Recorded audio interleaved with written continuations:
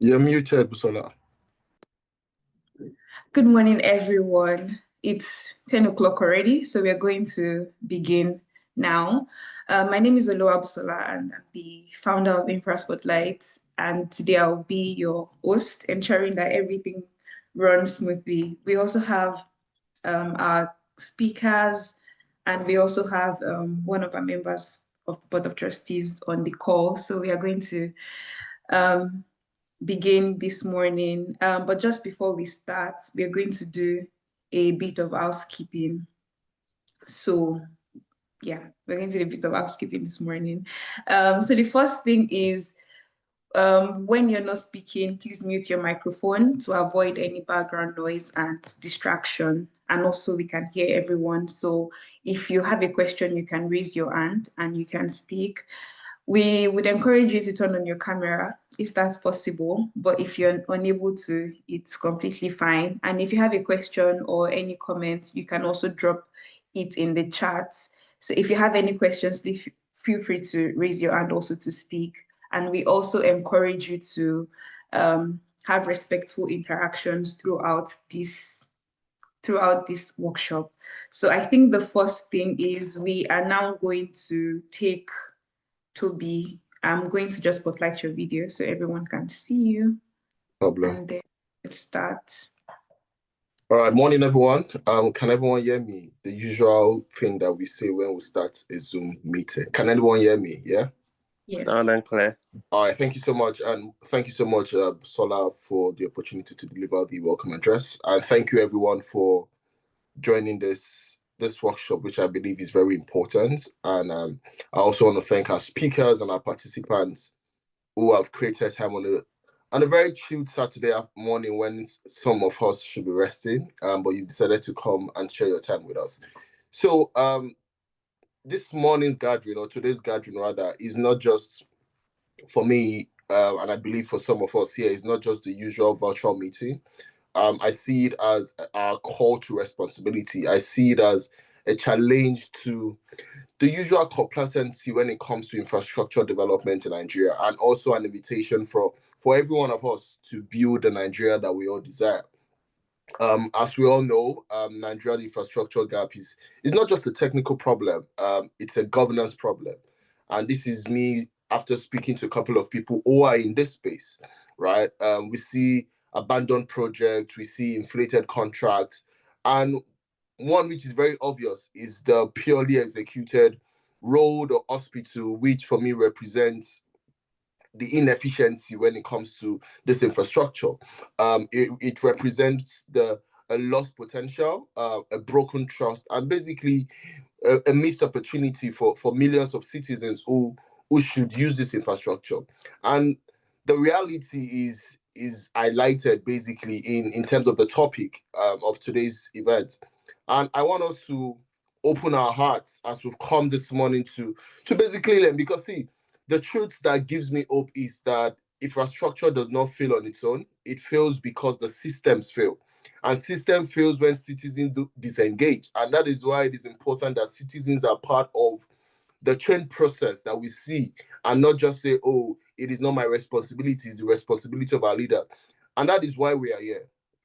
And I believe that today's workshop will equip us, young people, civil actors, no matter the things that you do, professionals and everyday citizens, with the tools that we need, with the knowledge and the confidence that I believe that we need to demand better from our leaders. It is time for us to speak up and not act as if the current infrastructure problem in Nigeria is none of our business.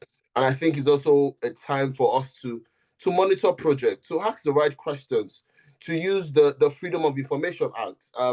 I was speaking to someone about the week, and we're talking about problems in Nigeria, and I'm like, oh, can't you request for X, Y, Z? And said, oh, there's no system in place. And I said, oh, there's a Freedom of Information Act. And she looked into it and she said, yeah, she's going to work with it. So I believe that it is our responsibility for us, no matter who we are, no matter the role that we play. I believe that we all have the voice. And I want this session to be more than an awareness session. I want it to leave a very strong mark in our lives in terms of the capacity for us to engage our leaders, to be an advocate, to demand transparency, and to take leadership in whatever community that you find yourself. Because see, accountability does not just begin in Abuja. It begins on our streets. It begins why a ball project is funded 3 times but delivered once, because we see that often in our budget. And I strongly believe that in the credible and the capacity of the speakers that we have today, we are all going to leave here empowered. We are all going to leave here determined to take the next step that we need to take in terms of strengthening our public accountability and being the voice that our people need in terms of holding our leaders accountable. And I look forward to such an engaging and enlightening conversation this morning. Thank you so much, guys. Thank you very much. Thank you so much, Oluwatobi, for that amazing welcome address. I think this is exactly how we needed to kick off the conversation this morning. And if you're just joining, today we're going to be talking about we can strengthen public accountability and civic engagement for infrastructure development in Nigeria. And Toby has kindly given us a welcome address as a member of our board of trustees. Thank you so much, Toby, for doing that. I think just before we go into our session, we have an amazing speaker who is coming up next. I'm just going to launch a poll as an introduction icebreaker into this workshop. So if you can see the poll on your screen, can you give me a thumbs up? Okay, so we can take the poll for about 2 minutes, and then I will bring up our next speaker.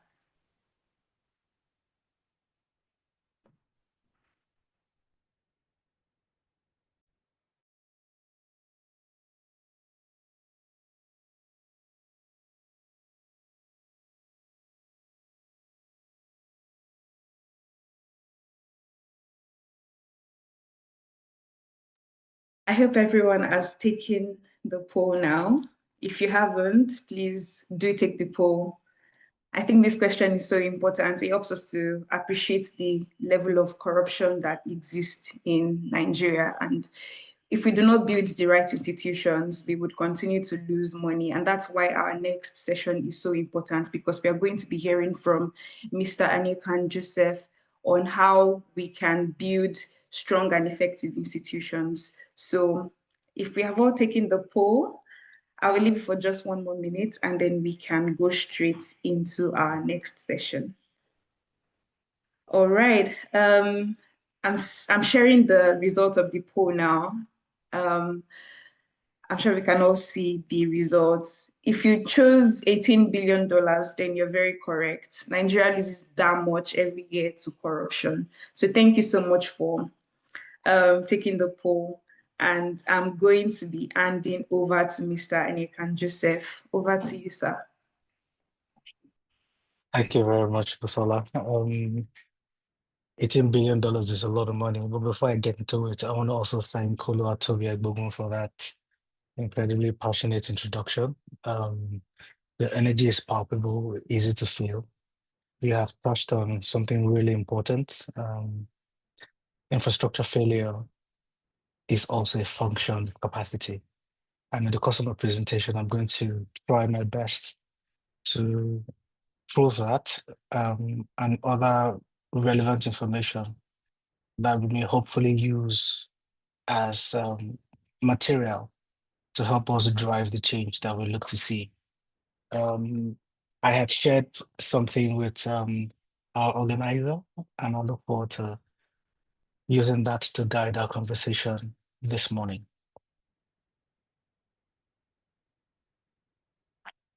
So you would immediately see in the way that we start that we are incredibly pragmatic in the way we're going to have this conversation. Building strong and effective institutions for infrastructure delivery in Nigeria. Next slide, please.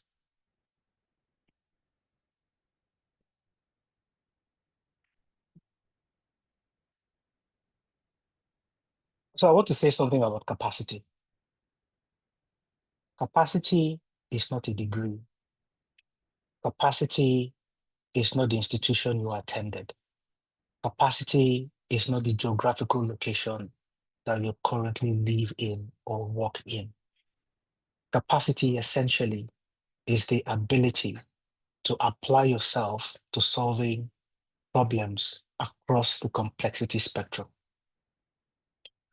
Another thing about capacity I want to say is that we may have underestimated the capacity deficit that we have in this country in terms of mapping it, recognizing capacity where they exist, and the willingness to deploy capacity in the moment when we need the most. Nigeria loses 4 to 5% of GDP annually due to inadequate infrastructure. Yet the challenge is not only funding, it is institutional capacity. So when we talk about institutions and when we talk about capacity, we're talking about people. We're talking about human beings. An institution is an aggregation of human beings. And when people who do not have the right soft or hard skills come together, you know, I have strong scriptural persuasion, and people would say, by their fruits we shall know them. When you want to make that contemporary, you can say, by their results you shall know them. So quickly you can tell that when you look at consistently the quality of outcomes when it comes to infrastructure, the timing of infrastructure, the relevance of infrastructure, the quality of infrastructure, the maintenance around infrastructure, immediately you get the feedback. You understand that there's something incredibly missing when it comes to capacity. Strong countries don't build strong institutions. Strong institutions build strong countries. You may or may not agree with this, because in our context, we are still asking for strong institutions. And it looks as though the route to building strong institutions is to have a strong person first, and then the strong person will find a way to create institutions, and then the institutions will in return create a strong country. Any way you look at it, someone must come in that understands that we must build institutions that will in return build a strong nation. Next slide, please.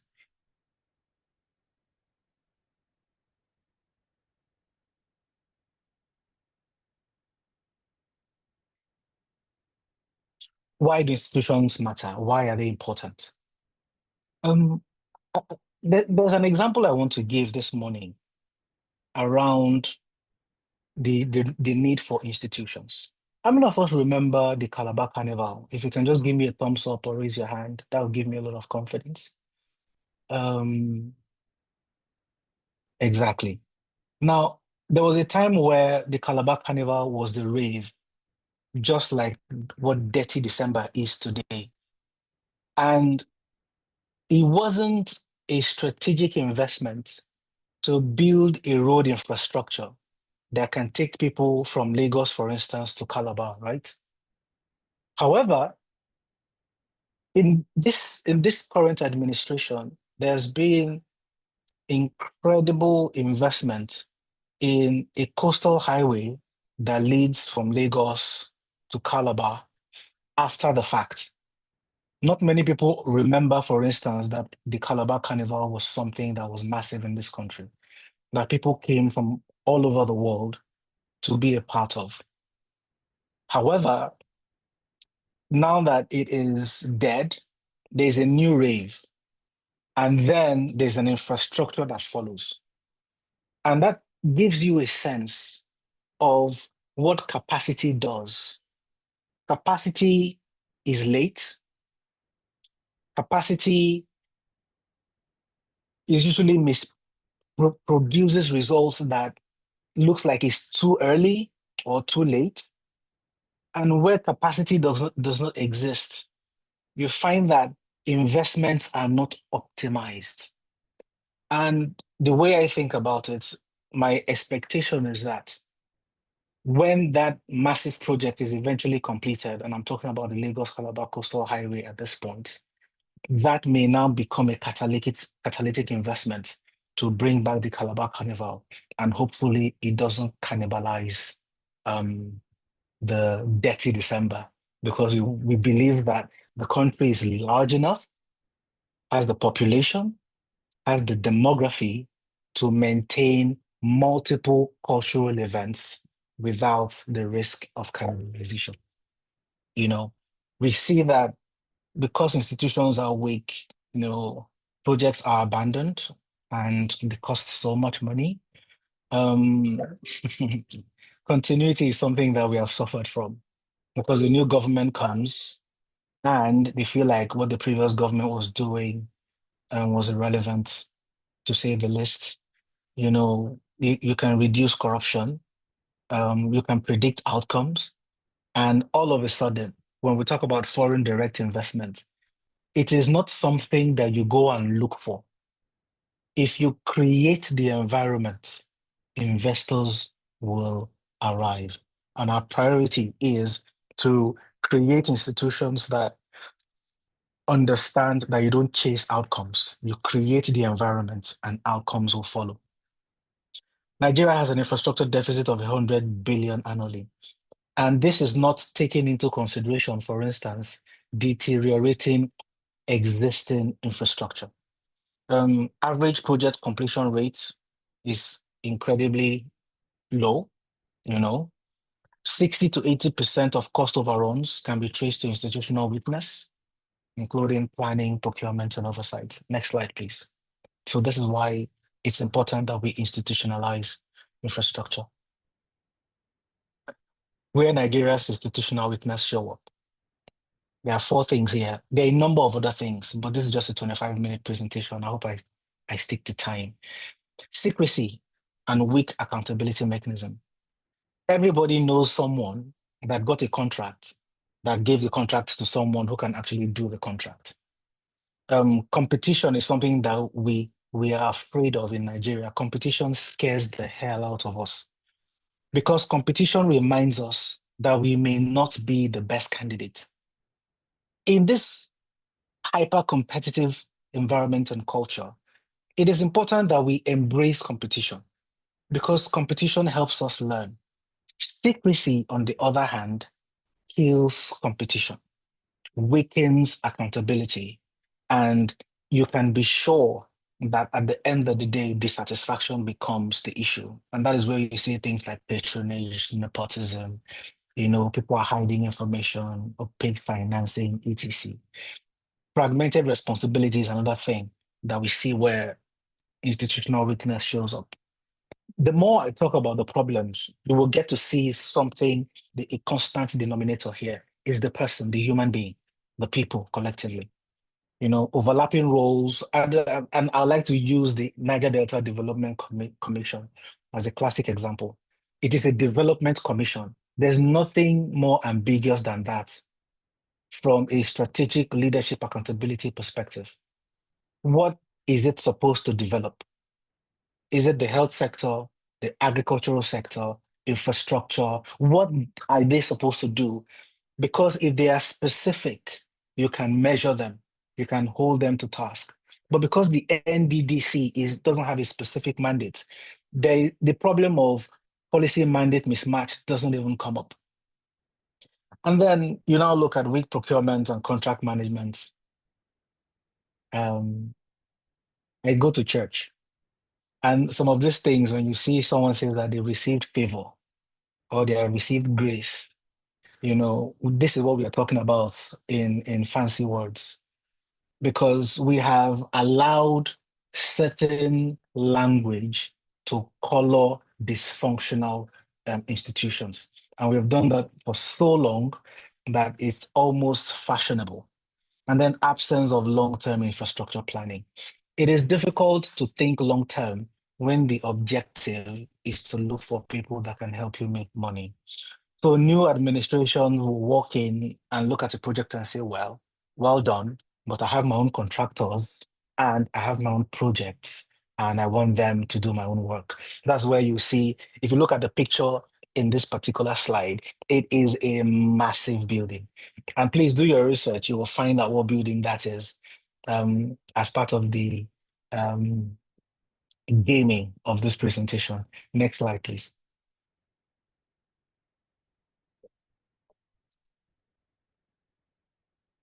what have other guys done? Other nations, what have they done?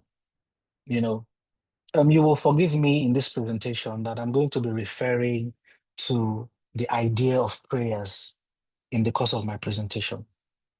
Please note that I am a Christian, but I do not say amen to every prayer, and I do not attempt to pray about everything. It is not that I do not believe in prayer. It is that I understand that we have been given a mandate. If we did not need to use our brains, the Almighty would not give us one. If we didn't need to see, we wouldn't have eyes in front of our heads. If we didn't need to speak, we wouldn't have mouth. And if we didn't need to hear and listen, we won't have ears. 90% of the things we pray about are things we should do something about. And we are, even in this moment, suffering the consequence of that. So you find that in Singapore, there's a strong delivery unit, infrastructure delivery unit that makes this happen. Professionalized agencies with clear mandates, key performance indicators, and insulation from politics, which means that nobody has a doubt in their mind what this agency is supposed to do, when they are supposed to deliver, and with the budget that they need to do it with. In Rwanda, for instance, a centralized project coordination agency. I have visited Kigali a number of times, and you will only be smiling when you're driving the roads and the streets. You will not see gutters because they designed the city to follow the natural flow of water. It's incredible the amount of intellectual capital that has been deployed into infrastructure in Kigali. And then you look at South Korea, planning first, politics second. And this is something that is a recurring theme in Southeast Asia. You know, China has 5-year development plans that they review every 5 years. And that is why everybody that gets a visa to China will go to church and give a testimony. Meanwhile, the Chinese people will not give a testimony that they got a visa to Nigeria. So we need to begin to understand that there are things, simple, common sense things that as individuals, we must come together to deliver. Otherwise, it will never happen. Next slide, please. So what do strong institutions look like? Yes, thank you very much, Ebenezer. You're absolutely right. So when we say that an institution is strong, and I want to use the example of the regional development agencies. So South-South Development Agency, Southeast Development Agency, Northeast Development Agency, all of these are supposed to be institutions, right? So let us do a litmus test. The Niger Delta Development Commission is an institution. The Department of Petroleum Resources is an institution. So let's look at it. Does it have a clear mandate and legal backing? You can talk about a legal backing because there's an act of Congress that created such an agency. But what are the specific roles, and can you measure them if they don't work? Because we've done 25 years of the Niger Delta Development Commission. And we have dead refineries, poor roads, poor primary health care, poor, everything is poor. But they have spent billions in dollars and from the 30% derivation that they got. And you will see that stable, independent oversight units. Another thing here is that we have elected people that are supposed to have oversight function over these institutions. So we can say for sure that as far as oversight is concerned, the National Assembly is incompetent in that regard. So can we now have citizens-led form of oversight? Because that's the only way. If we cannot manage to elect people who are interested in oversight in a competent manner, then citizens who are driven may now begin to do it. Professionalized and merit-based staffing. Everybody here knows somebody in the civil service that got the job because no other person can hire that person. Maybe the person is a drug addict, is someone that refused to go to school, is someone that refused to take responsibility, and somebody will now help that person to get a job somewhere, and everybody will thank God that, finally, this person may make something out of his or her life. So we understand that, again, I'll go back to my idea around meritocracy. We are scared of merit. Merit scares us. And because we have a general zero-sum mentality, if one person gets the job, it means I don't get it. It means my life is bad and the other person's life is good. And we forget that when the right person gets the job, invariably, the right person makes the lives of everybody collectively better. The fourth point is continuity mechanism. So we have statutory protection for ongoing projects and multi-year financing frameworks. So I've done some work in resource mobilization in different countries across on the continent of Africa. And when you create action plans, they're supposed to be costed. They're supposed to be budget lines, and although we have taken that particular concept and we have bastardized it. That is why the Ministry of Science and Technology will be building boreholes, close to a river in Cross River State. These are some of the things that we know and we see, and hopefully in the subsequent presentations, you can even have more mechanisms to reveal these. And then digitize and transparent processes. This is the simplest thing the government should be able to do. Every local government area, all 774 of them, should have recruitment portals, should have active websites, active social media handles that they are producing and providing updates to the citizens on an ongoing basis. Next slide, please.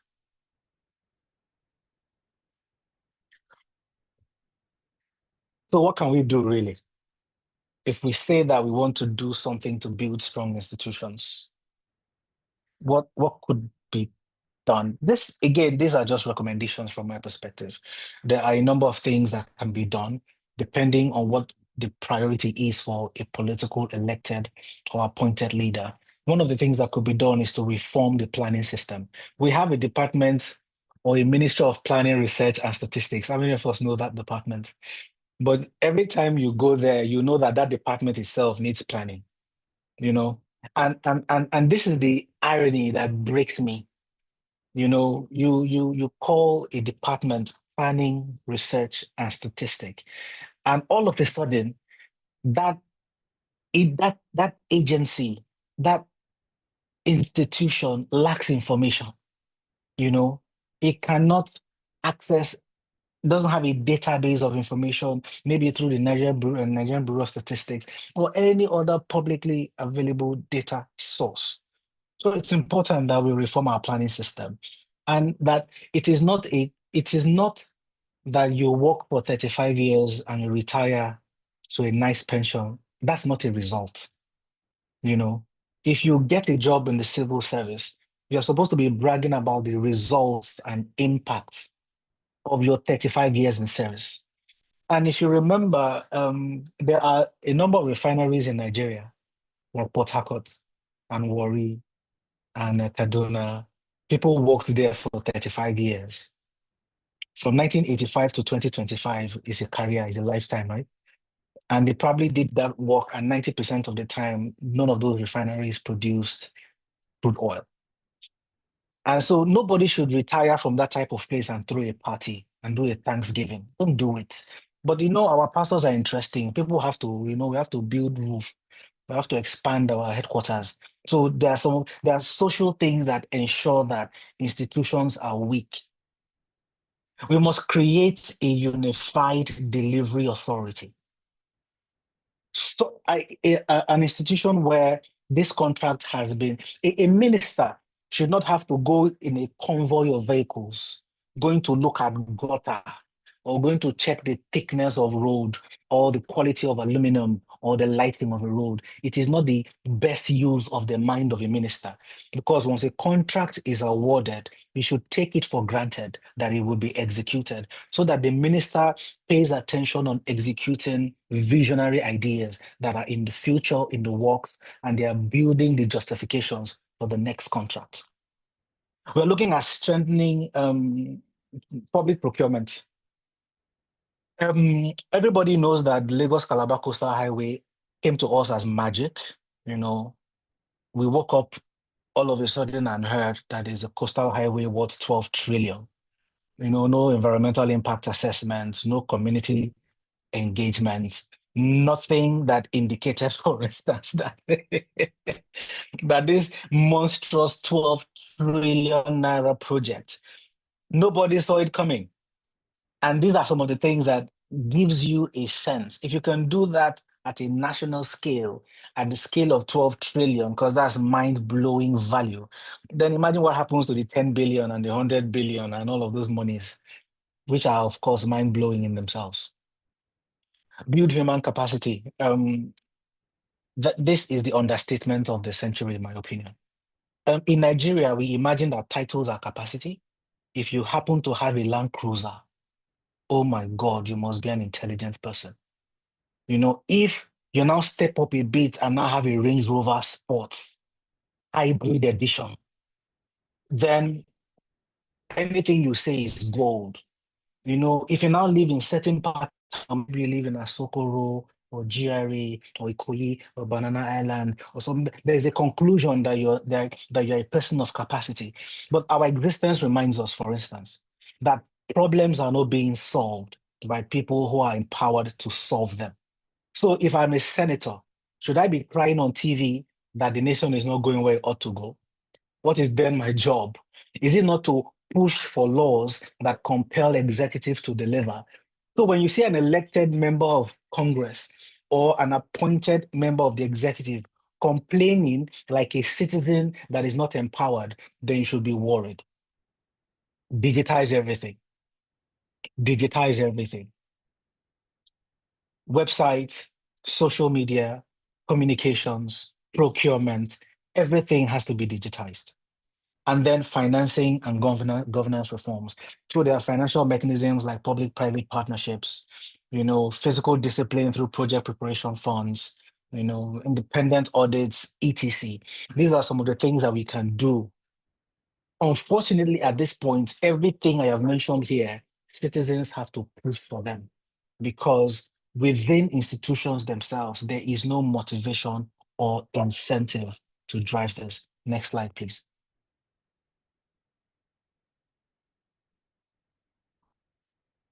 Yes, what is the role of political leadership in making this happen? Not many people may be happy on the picture that you have here, but our president, Bola Ahmed Tinubu, is the face of political leadership in Nigeria. And that's why this picture is relevant. So when we're talking about what we need to do from this perspective, you know, we now need to begin to bring leaders that can build institutions, you know, that are not too influenced by politics. Institutions thrive when political leaders prioritize predictability over discretion. But these two things they are counter. No politician wants predictability because it doesn't give them power. Discretion is where power lies. Predictability is where systemic progress can happen. But because there is a problem around self-esteem and inferiority complex, everybody wants to be chased and pursued and begged and coerced and praised into making a decision that predictable governance systems can guarantee. Leadership's role is to empower institutions, shield them from interference, and demand and publicize performance metrics. If there's a KPI, people know that every day they go to work, there's something that they have to deliver with.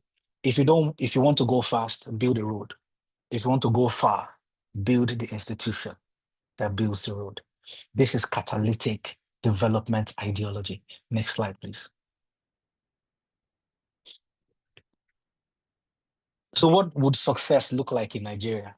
Again, because Tinubu is our current president, and it is in our best interest that he succeeds, I am hoping that we can empower current agencies to deliver 90% of project completion rates because abandoned projects are a scar on this nation. We need to have a national digital dashboard tracking every federal and state project. There are certain organizations in this country like Budget and Tracker that does some work in that regard. Reduce project delivery time from 5 to 7 years to 1 to 3 years. I think that until we have a proper infrastructure agency politicians should not be allowed to start projects that go beyond the typical election cycle of 4 years. We have to see that we can facilitate increased investor confidence and higher PPP uptake, because predictability is what drives private investment. Billions saved through reduced corruption. We did a short survey this morning about $18 billion. We lose there, so we can begin to save some of that. And Nigeria moves into the top 50 of infrastructure quality index. Next slide, please.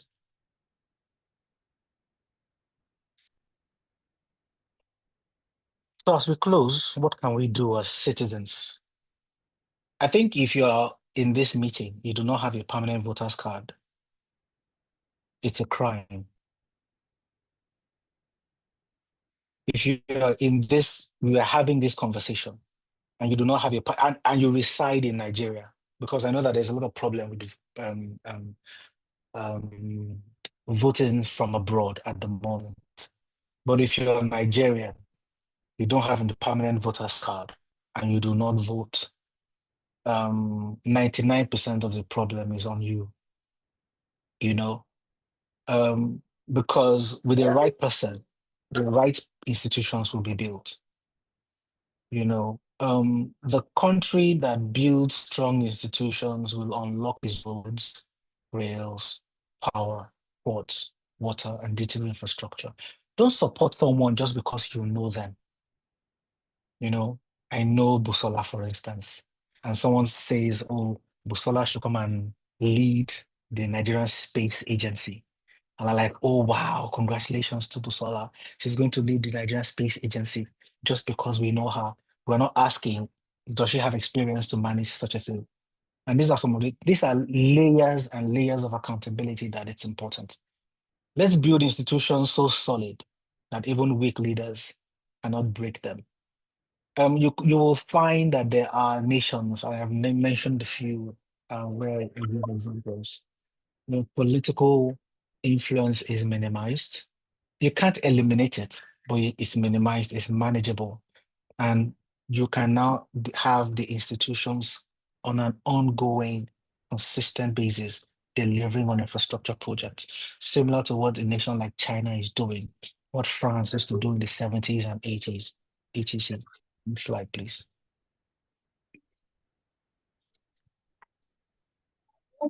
A lot of the information that I have provided in the presentation, you can see the references here. This slide can be shared, so you can please reach out to Infra Spotlight if you want to have this slide, so that you can look at some of the data provided and the sources. Next slide, please. I think of myself as a nano fabricator. Not everybody is going to be in the big offices, but everybody is capable of taking action that has consequence in the future that we want to see. So when we talk about nano fabricating, we understand that everyone can do something to deliver the nation that we want. Next slide, please.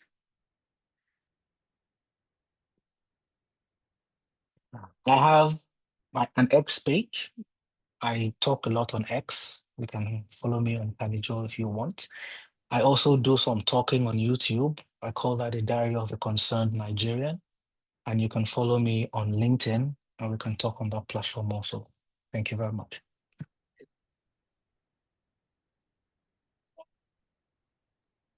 Thank you so much, Isanekan. Thank you so much. I'll stop sharing screen now. Yes, please. And Yes. then we can take questions and answers. Please, if you have any questions, please put them in the chat. You can also raise your hand, and we would take your questions now that you are here. Okay, I think I'll allow Daniel go first. I also have a question. Thank you so much. My question is to you, Mr. Nayakan, on in Nigeria, we know that we have a number of institutions that are almost like replicated.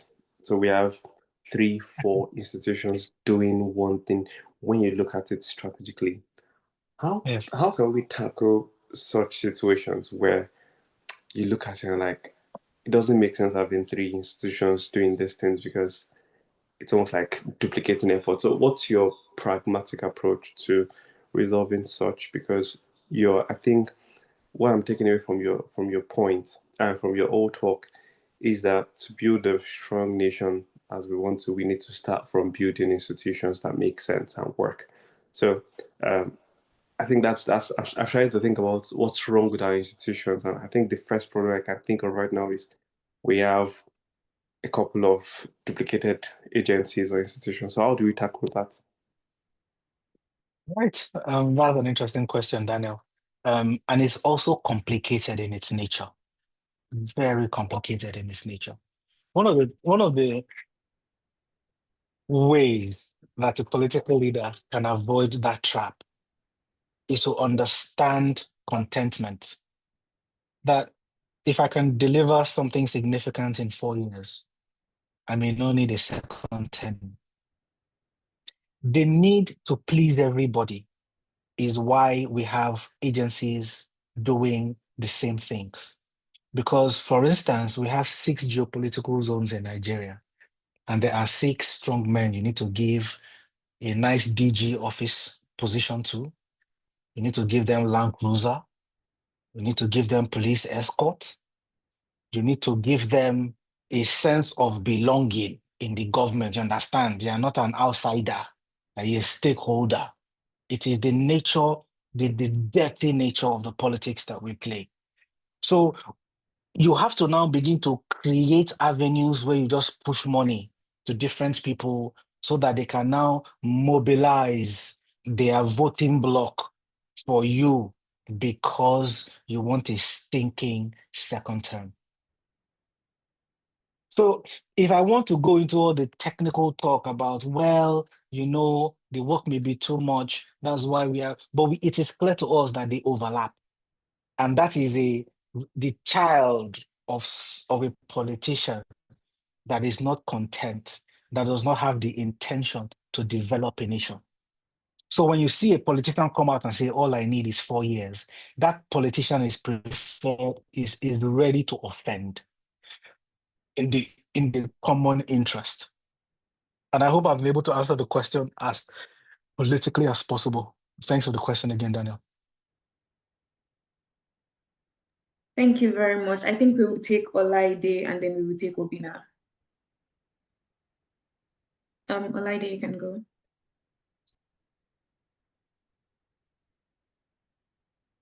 Okay.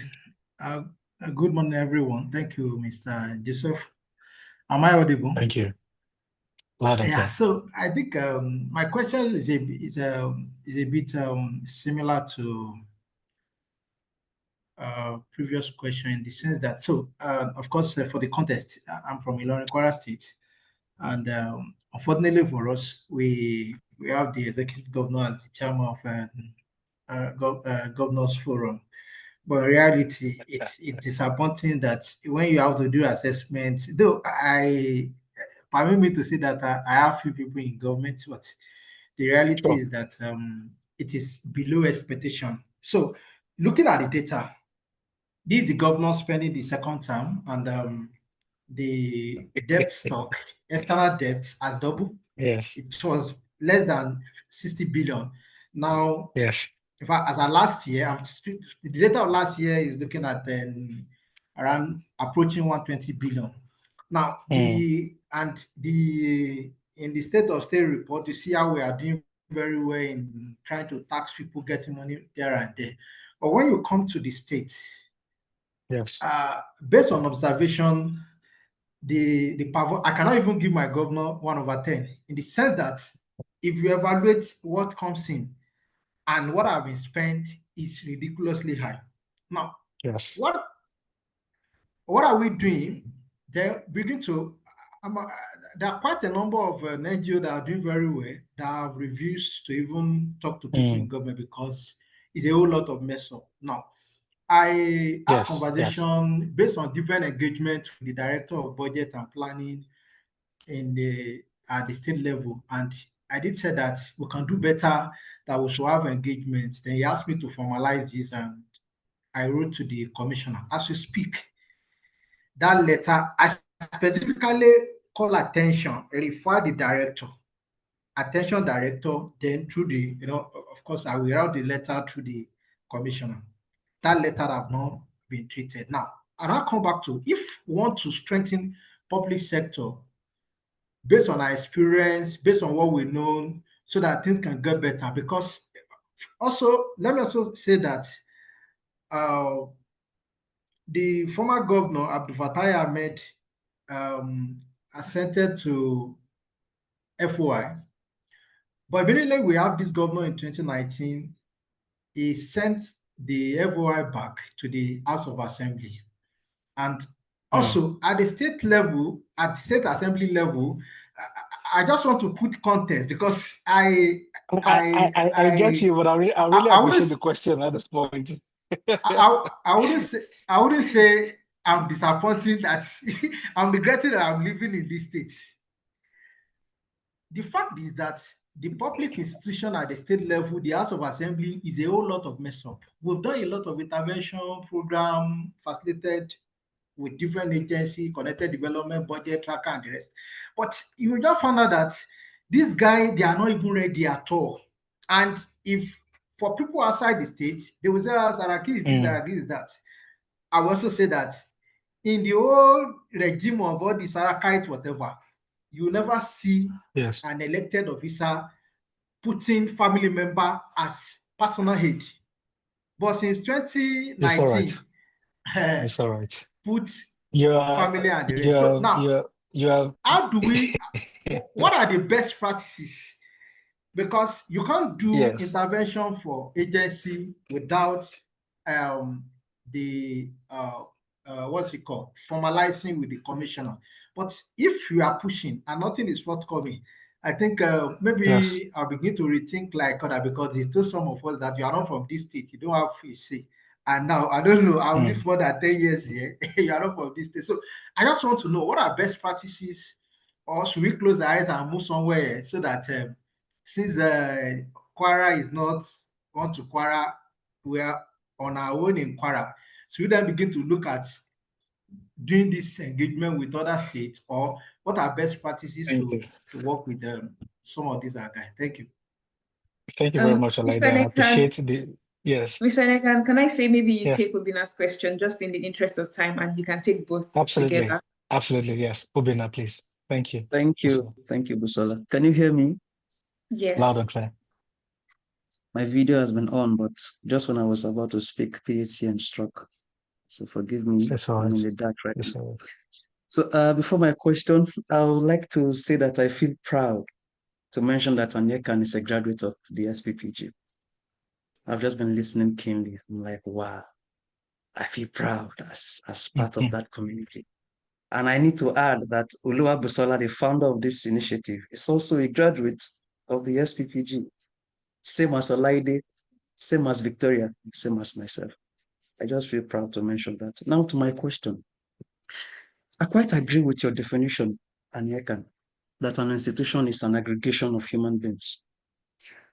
However, I'd want to know if you think we are where we are as a country because of the kind of people that we are, the average Nigerian. Do we have our society in this current state? Because like your definition has said, our institutions remain an aggregation of human beings.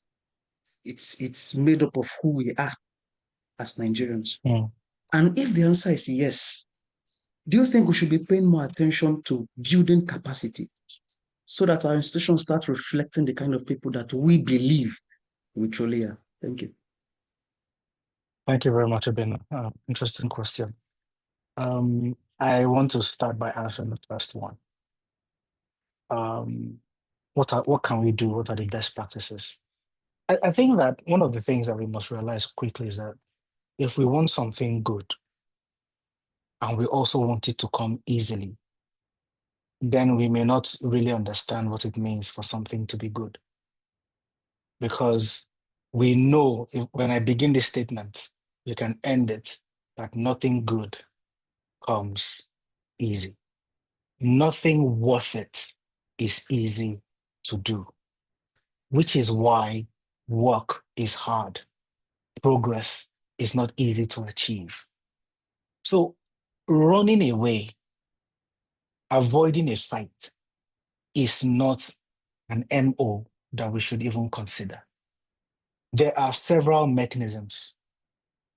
While we know that there are certain foundational things that can make people more willing to fight, for instance, an unbiased INEC, a judiciary that you can bank on. And we have seen that these two bodies, hunger wants to destroy them. They've lost their independence and they want to hobnob with the members of the executive. Notwithstanding, some of the things that we can do is, like I mentioned first, have a permanent voter's card. Ensure that you are voting, not just governors and presidents, local government chairmen and councillors. Because for too long, we have paid attention to the governor and the president. And it is quite unlikely that you can hold any of these guys accountable. So vote at your council level, councillors, local government chair, state House of Assembly members. These are people you can meet at supermarkets and banks and etc. Let them understand where the pain points are. And then they can begin, for instance, you and like-minded people create a forum where these guys can be invited to, either digitally or physically, to have these types of conversation. Number two, you can be part of existing pressure organizations. You have mentioned a number of people, budget, state of state reports. You can quote these types of things. You can go on social media. You can mention governors, the communications people, and speak directly to these things. But you can't want something good and give up because it is tough in the beginning. So I want to encourage you, please, the countries that we all run to, the US, the UK, the Singapore, and all of the people fought for the countries to be good, which is why you cannot go to Singapore and hear a Christian give a testimony that he or she got a visa, because people did the hard work for that to happen. To Obina's question, there's something that we have to sort out here.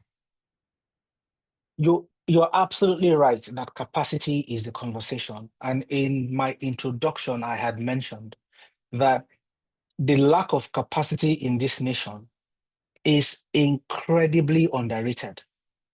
And I went on to mention that the type of school people attended, or the degrees that they have, or the cars that they drive, or the titles that they carry, or the environments that they live do not define capacity. Capacity is the ability to solve problems. The higher your capacity, the higher your ability to solve even more complex problems. And you can see in Nigeria at this time that we have allowed problems to fester for decades.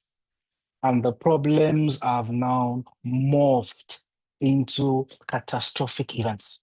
It is a revelation of the lack of capacity in this nation.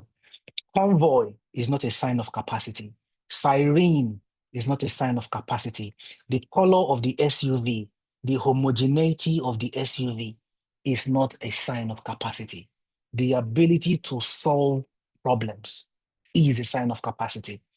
Yes, you are right that we need then to invest in capacity building initiatives. And if we do that, we can be convinced that we may begin to produce the types of people that can find their way in spaces. Another thing I have to say quickly about the question of Bina is that if I gave you an option to work with KPMG or to work with the Federal Ministry of Finance, which would you prefer to work with? 99% of people will quickly take KPMG, quickly. But you see, KPMG is a private organization that will fetch its profits and get lost. So a political leader that is looking to change this nation must make it attractive to work for government, like it is happening in Singapore, where a typical first-class graduate will already understands that, oh, he's going to work for the government, depending on the ministry, department, or agency? Thank you very much, Obena, for that question.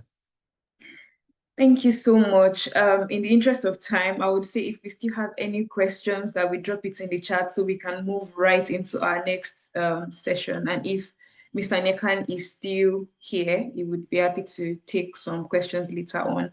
I actually have a question. I think it's important that you answer this, and I have veto power Please as do. host.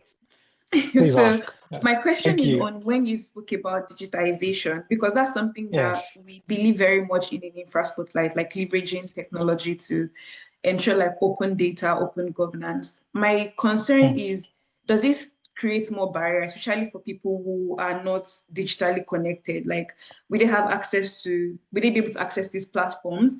Then second thing is, you didn't mention this, but I'm wondering if privatization of some of our institutions is an answer to some of the institutional weaknesses that you've talked about. So those are my questions. Excellent question, especially that second part, but I'll address them on privatization. Thank you very much. You have spoken like the boss. Digitization, and will people be digitally excluded? There's a twist I want to throw at you. Now that we are not digitized, the people who are not digitally included are still excluded.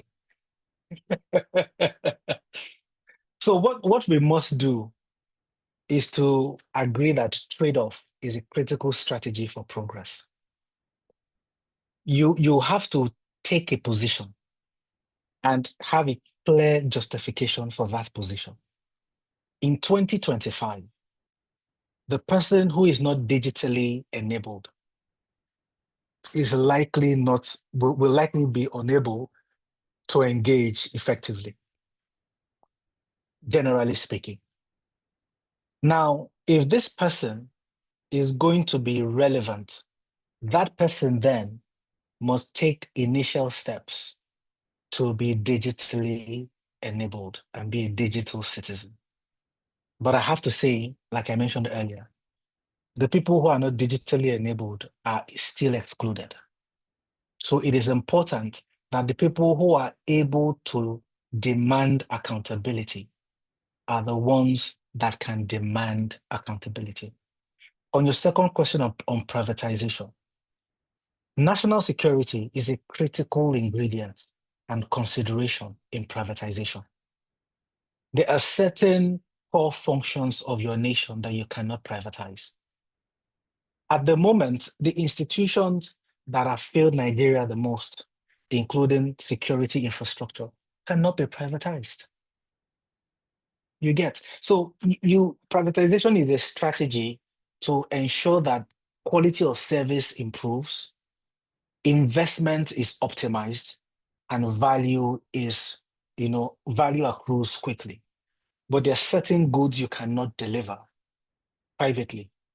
On another layer, in terms of privatization, you remember that Nigeria has 130 million people that live under multidimensional poverty currently. If you privatize everything, it suggests, for instance, that they have to pay for everything that they require, isn't it? Because the private sector will bring private capital to deploy service.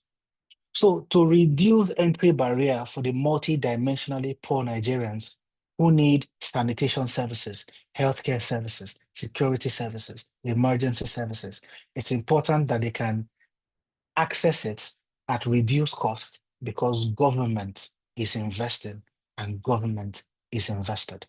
I know that there might be several other ways to respond to this, but this is how I can respond at this time. Thank you.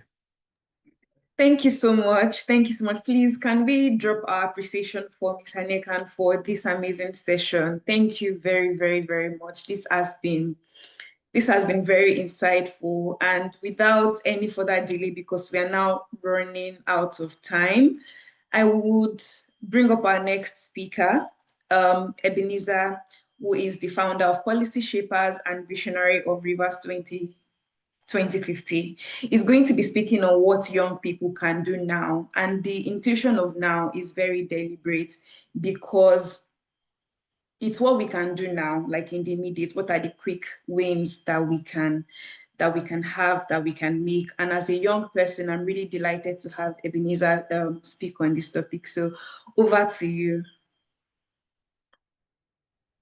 Yeah, thank you. Thank you so much, Busola. And thanks to Mr. Joseph for such a very wonderful exposition. Let me share, because of our time, I'll just go straight into it without so much preamble. But thanks a lot, Infra Spotlights, for inviting me to share. So I'm speaking on what young people can do now, just as Busola said. And most times when we think about advocacy and civic engagement, this is the picture we have in our minds, right? All of us sweaty in the sun with placards and, calling out something or singing something, just like it happened during NSAS or even the Occupy Nigeria and stuff like that. But with recent news stories, it's obvious that the civic space has been shrinking for such a long time now.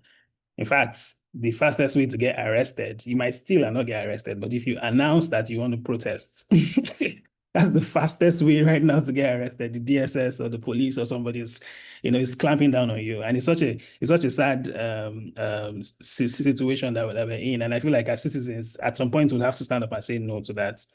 But when we discuss infrastructure and sort of like the civic issues that we are facing currently, the question most people in the advocacy space have been asking is, if it's difficult to demonstrate, which is one of the most powerful forms of advocacy, right? What other ways? How else can we take our ideas, our thoughts, and bring them forward to government?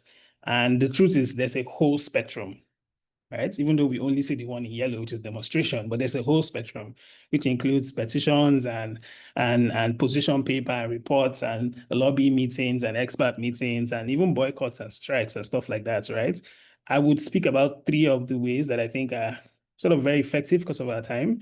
But also I would also share a few examples of some examples people have used over time as well for effective advocacy. I think one of the most famous ones and the one that is heating up now on Twitter would be how people use film for advocacy. I don't know if you guys have seen The Herd, right? And it's been trending since yesterday. And it's not just The Herd, like even Woman King. There are many of those kind of movies that filmmakers, act as a way to bring attention to issues. People use music, like Global Citizen does their festival every year, where they use big music artists and then use that to raise money to fight poverty and stuff. One time we did a campaign shirts where people can wear like campaigns on themselves, right? And people can scan QR codes to sign petitions and stuff like that. For those who watch football, the EPL for a couple of years has been doing this kneeling down thing before the match starts, right? As a way to speak out against racism. So there's so many ways. I think I even like this example from India, my former colleague in India, where in her community, men don't speak about menstruation, where in fact, when a woman is seeing her in her menstrual cycle, they move her out of the house. So like she has to go out of the area and then she has to go stay in some place with other women who are seeing their menstrual cycle.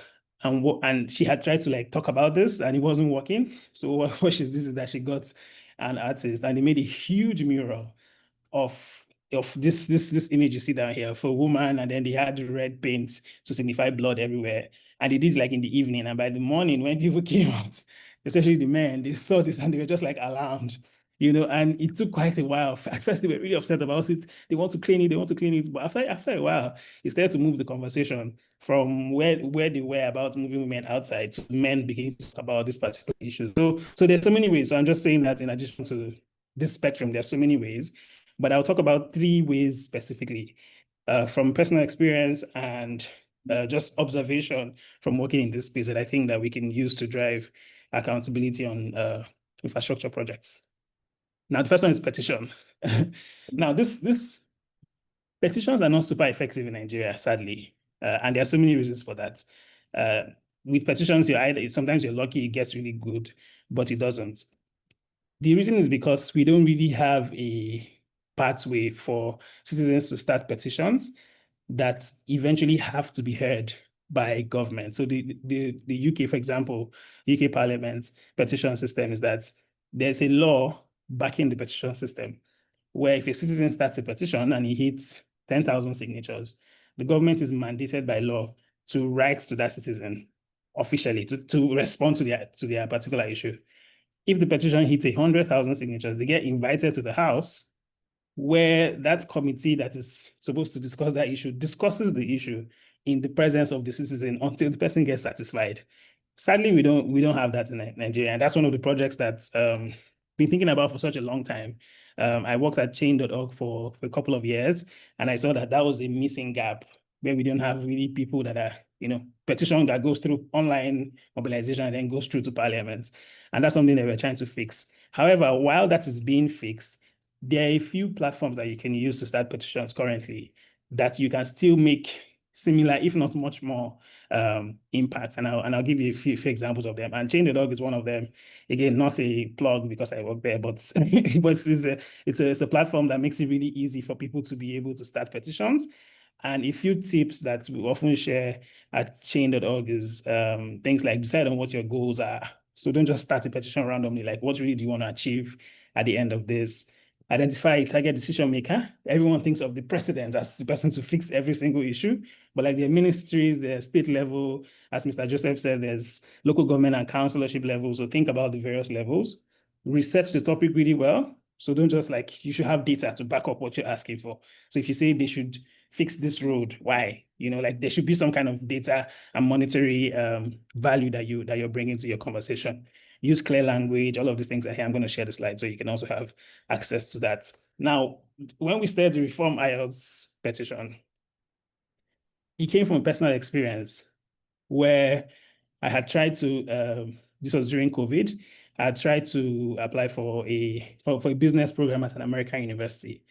And I think I paid all my admission fees and stuff and done all the rudimentary stuff. And then they wrote back to me to say, oh, by the way, you have to prove that you can speak English, before you go through with your program. And I thought it was a ridiculous thing. I was like, why? Why didn't you say it earlier? We've been having this email conversation back and forth in English and everything. And just like many other universities, this is a requirement that's out there. So long story short, I took the issue to Twitter. Those who follow me on Twitter, they will remember it trended for a couple of days on Twitter. We talked about it. We were really angry about it. And then that single university, that's Nextford University, changed their own policy. So because of how the uproar was on social media, they changed the policy and said, okay, we've heard you. We will change our policy. You can then start your program at university. And if you pass the first course, you don't then have to prove that you can speak English. But that was just one university out of thousands, right? And so my team and I started to think about it and say, okay, wait, if we can change with one university, how about the other thousands of universities out there? And we saw a lot of comments from people at the time who started to think about, this is an issue that I faced. I've missed out on scholarships. I've missed out on this and all that. So we then launched this petition, the Reform IELTS campaign petition.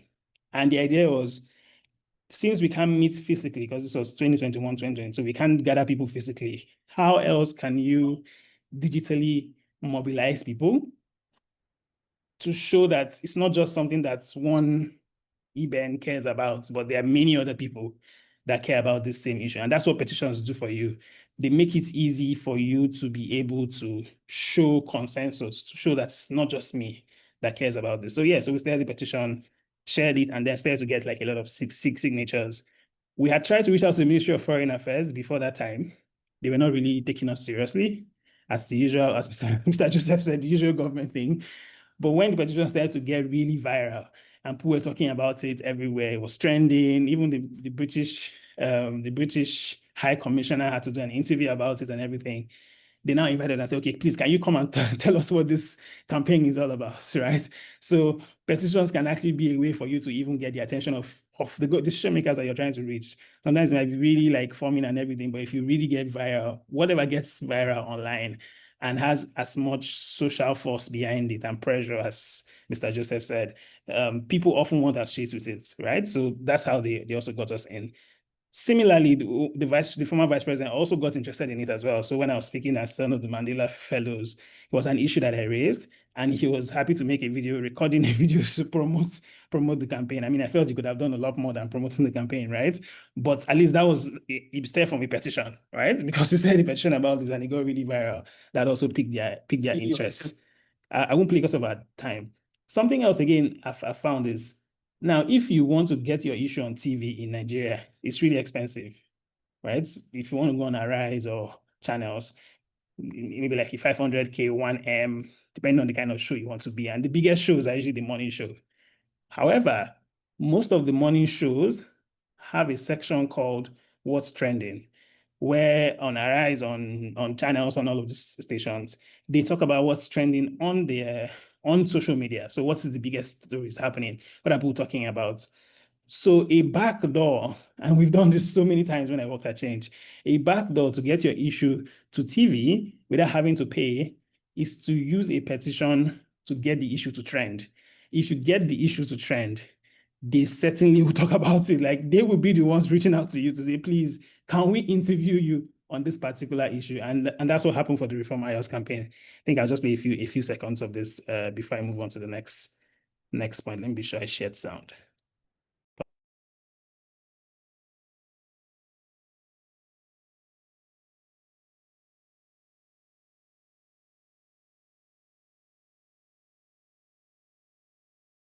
Well, let's talk about the fact that over 26,000 Nigerians have signed a petition on change.org to stop the demand for English proficiency tests from Nigerians looking to travel abroad for studies or work. Now, this petition, which was initiated by policy shapers, was titled "Stop Asking Nigerians to Write IELTS." Now, in this petition, which was addressed to the Home Secretary of the United Kingdom, Priti Patel, the group Policy Shapers said the UK Home Office, which has 18 countries on its list which are exempted from writing the test, should apply the same to Nigeria and other Anglophone countries on the continent. Apart from that issue, it also argued that a test that costs more than 3 times the minimum wage and the result expires in 2 years should not be required of Nigerians, since the country is predominantly English speaking. What are your thoughts on this? I'm going to begin with Rufai. I mean, my thoughts on this, Kachi, I just want to put it into context. I think we should stop writing IELTS because it's a way to fleece us off in Africa for a language the colonialists came to teach us and they taught us well. Cost of IELTS exam in Anglo. Okay, because of our time, I mean, you can watch the full. No, I think we can watch it a little longer. You can? Okay, because I'm really very conscious about the time. No, it's okay. Okay, sure. Because I know we still have a bit more sessions to do. On Africa versus poverty rate, just hear it, Kachi. In Ghana, it will take you $283 to write IELTS test. Poverty rate 55.1. In Kenya, it will take you $248. Poverty rate 86%. Uganda $313. Poverty rate 87%. Botswana $280. Poverty rate 59.1. Nigeria $202, poverty rate 92%. Zimbabwe $304, poverty rate 82.8%. Namibia $310, poverty rate 51%. South Africa $286, 56.9%. I think everybody should go out there and sign that petition. This must stop. This is colonialism part 2. Nigerians are proficient in English, even more than some British people. Because you'll be shocked. A lot of British people themselves don't speak the language. Okay, I wanted to give you guys context. So this thing that Rufai just read, I know it did look like he did the research, right? But the truth is, we actually did the research for this particular thing. So if you look at this thing, we designed it on Canva. I designed this on Canva. And we went to the British Council site and searched for how much the test cost in the various Anglo-African countries, that's the English-speaking countries in Africa, and then matched that to the poverty rate that we got as well from, I think it was Macro Trends also that we got that poverty rate. So you can actually use like the online space to set the agenda for what the media speaks about, right? So Rufai actually just read out this same thing that we just did, and that was a way to bring a bit more attention to the campaign. We didn't send it to him. It was just online. It was trending online, and he just picked it up and read it out. So that's that. I just wanted to say that that's the point that you should also note as well as part of using petitions for campaigning. Well, okay. So yeah, because of the campaign, we then had like a lot of people sign up. People who first signed the petition, we would like, because when you sign a petition, you add your email address. We got your email addresses and then like started to like email them to say, okay, we're doing this on the campaign, we're doing this on the campaign. And then we started to write to universities and we said, okay, if you're studying in a certain university, sign up to become an ambassador for the campaign. Help us engage your own admissions office and stuff like that. And we had so many, like hundreds of people, take on this particular thing, and they started to engage universities around the world. And I think so far we are like 30 plus universities who officially announced that they're stopping IELTS, but there's so many more actually did go on to stop without even telling us, like without us engaging them, because of the trend of the movements. They also saw that it was something they wanted to be aligned with, and that was part of the campaign. So petitions can be really that powerful. I know that we have a bit of work to do in the country, especially for our own national issues, to ensure that we have a pipeline that connects to Parliament. And that's something I hope we can fix in our own generation. But I think even as is, like with change.org and all these petitions and stuff, all these platforms, you can actually use them to create enough attention to cause a lot of public pressure to issues online that like you can get on the media, you can get decision makers, you can get their attention and stuff like that. That's one of the tips I wanted to share. Okay, so that's the first point. The second point is media. Media is I can't even say it enough. Media is super powerful when it comes to building accountability. I don't know if you guys remember this chap from the Coastal Road debacle, especially when the Coastal Road was being launched and stuff and was being commissioned. I think they were commissioned 30 kilometers or something like that. And he then said to like make these social media videos showing where the project is and where the gaps are and how we didn't get to a certain kilometer and stuff like that. Media actually plays a huge role in raising awareness, in influencing like public opinion, pressuring decision makers. They all want to look good in the media. That's one thing I actually personally got to find. They always want to, like, whenever they're speaking about, I mean, just like all of us, right? They want to be seen in a positive light. So anything that threatens that for them gets their attention almost instantly, So there are a couple of things that we've done in the past as well. Things like identifying certain journalists, because journalists often also have their own personal interests, right? They have their niche that they cover. So some people talk about education, some people talk about like infrastructure, some talk about healthcare. So know like the journalist that cares about the issues that you want to work on. Don't pitch, for example, infrastructure to like a healthcare person. They probably would, struggle or might not even respond, right? So look out for that. Use LinkedIn a lot. So what I often do is I would like search for the journalist piece, read about it, maybe like on the Punch or Vanguard or something, and then use their name and go search for them on LinkedIn. I found that it's easier to read them on LinkedIn because they don't get so many messages. So it's an easy space. Every other social media platform sometimes gets really clouded, but LinkedIn is often really easier. So use that to engage them. Also look out for editors too. Sometimes like regular journalists that have bylines might not be able to make the final decision on things, but editors might be, so who are the editors for this particular, like there's Sunday Punch editor, Saturday Punch editor, stuff like that. So just find them as well and engage with them. Also, the media likes when you're a reliable source. So just like what Infraspotlight did with the National Infrastructure Survey, they like that kind of thing. Like they want to be able to like share 5 in 7 roads are bad in Nigeria, something like that, right? Those kind of headlines that catch attention and make people want to read. So think of it in that light as well and find ways where you can be a reliable source for them. Use various media formats. As you saw with the Reform IELTS campaign, we did like infographics, we did videos, we did big photos, we used almost everything that we could use. And we used Canva. It's not like we're like experts or pros, pros in design, right? So you might not even have like a very good, comms person that is really expert and everything. But like you have all of these open source tools like Canva that you can use to design templates and stuff for your work as well, right? And then use social media as well. The media checks social media, it's a backdoor for you to be able to get into the media. There are a few advocacy campaigns that have done really well that have been media focused. Before code became, and I know someone mentioned code earlier, before code became code, like Hamzi was leading campaigns using Facebook on this lead poisoning in Bagega with the Save Bagega campaign, right? That was a hashtag and eventually became a big deal, eventually became code with all the work they've done so far. Sex for Grade is something else as well. I've seen some people in the advocacy space pitch to journalists, to investigative journalists, to say there's this issue. I can't talk about it because it's really risky, but I know that you would like to cover it. So please, I'll give you all of the information that you need. Please do a report on it, right? And people go on to go and do reports. Sex for Grace had a similar pathway like that as well. So you could also find certain issues.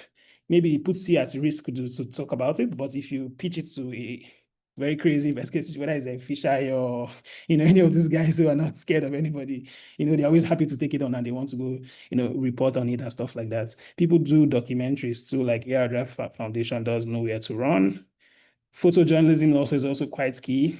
For example, Infrastructure could do a brochure of like road projects across the country or something, right? And people take photos. It can even be citizens taking photos and sending the photos back to us, right? And we just credit them and stuff like that. So photos and stuff could be a way to tell stories. I have a friend, this chap here who takes photos across the Niger Delta region, we're documenting like oil pollution in communities and like everyday life and stuff like that.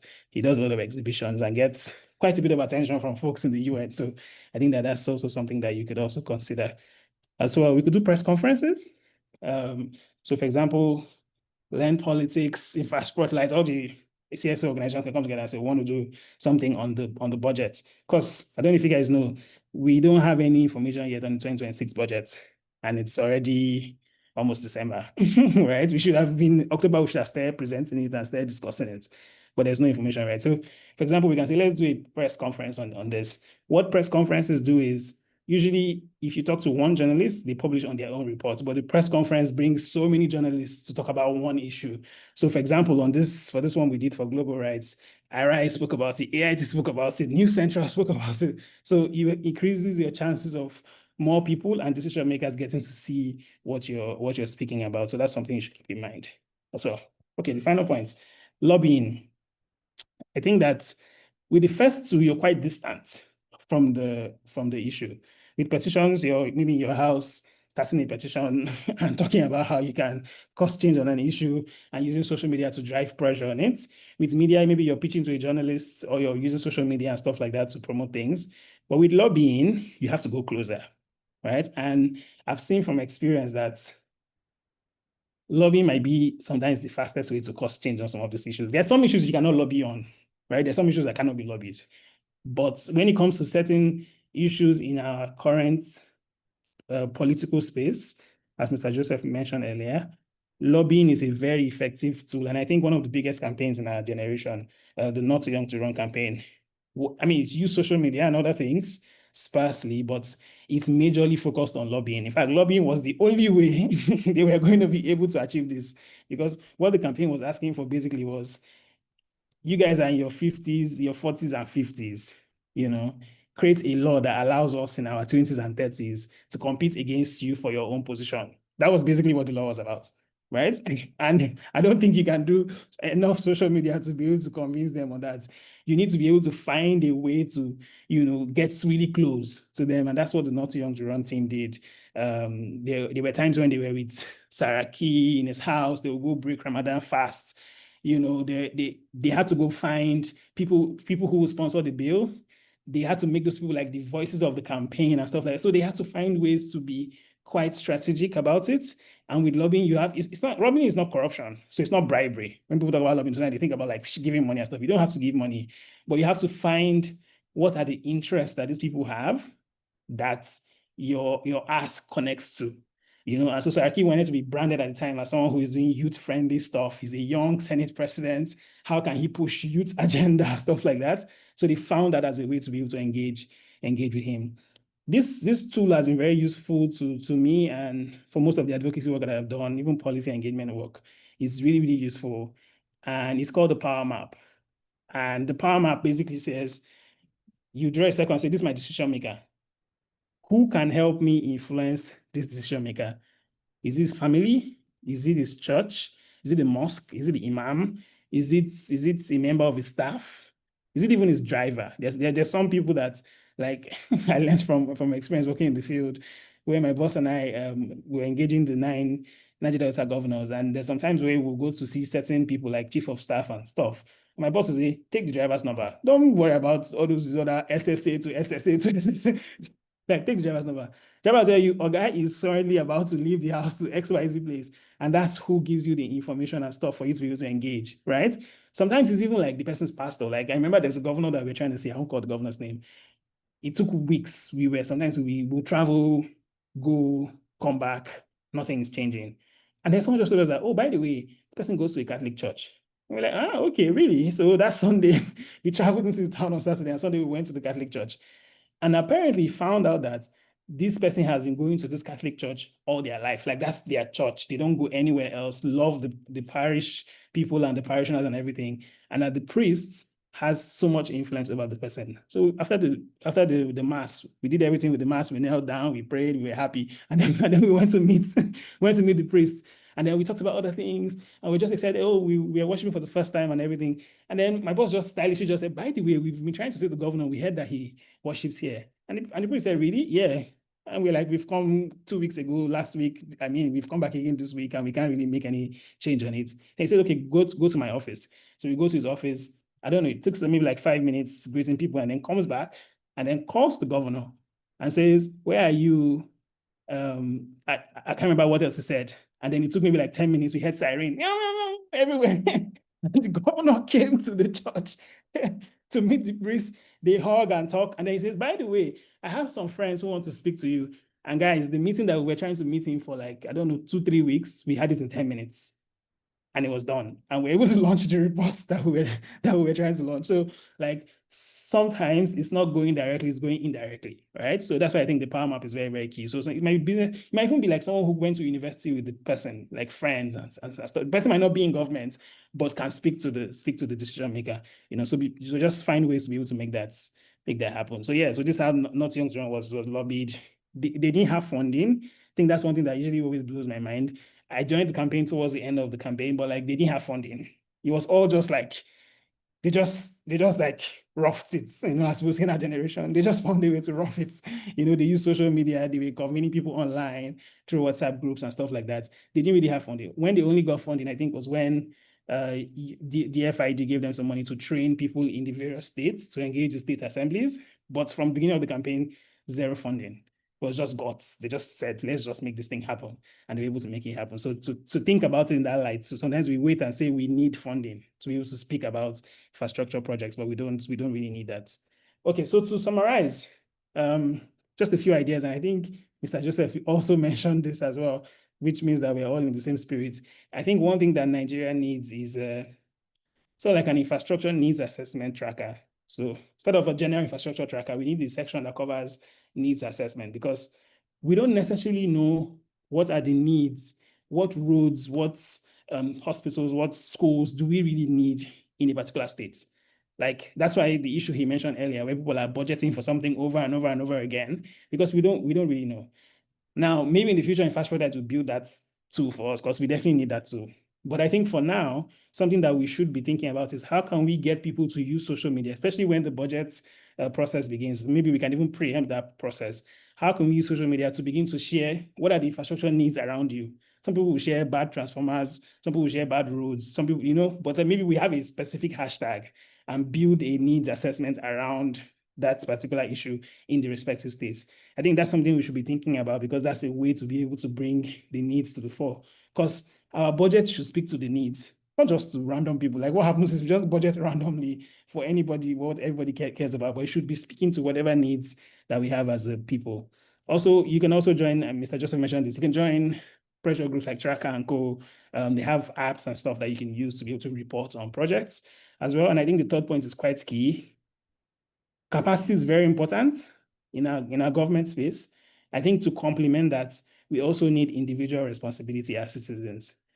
I think that we need to go from the point where we're seeing a road project, for example, as a government project to your own project, right? I think we need to be able to speak to enough young people, speak to ourselves, to the point where we have like deeper ownership for these things. Because if there's no ownership, there's no advocacy. Because if I don't feel like it belongs to me, I wouldn't really think I should be advocating for something to be fixed around it, right? So people should be seeing, like, if you follow me on Twitter, you find that when I talk about River State, I say my state. I'm like, my state, my road, my this. Like, people should get that kind of ownership to the point where they feel like it belongs to them. And I think it's when it belongs to them that they can really cause a change around it. So I think for the work Infrastructure does, let's continue to see how we can push issues around individual responsibility. I think is really key, and it would help us get the kind of active citizens that we need to be able to engage on infrastructure issues. So thanks for coming to my TED Talk. I'm very sorry. I don't know if I overshot the time, but I hope it was useful. We can take questions if anyone has. Absolutely. Thank you so much. I think that a lot of the things you've said, they are very action oriented, something that you can start to do. So thank you very much for sharing that.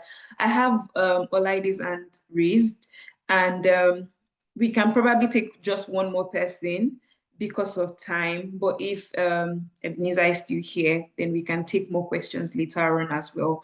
Olaide, over to you. And I'll say, please, let's keep it brief so we can take the questions that may be here. Olaide, over to you. Okay, thank you, sir.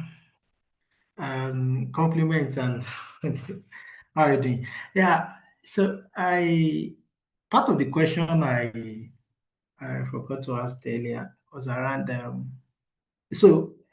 last year, based on pressure, the executive referred the FYB, and they are claiming that they want to domesticate. But the issue is that was an assertion, and the assertion is that any request must be assented to by the executive governor. That is the context of Kwara State. What are the best approach to that?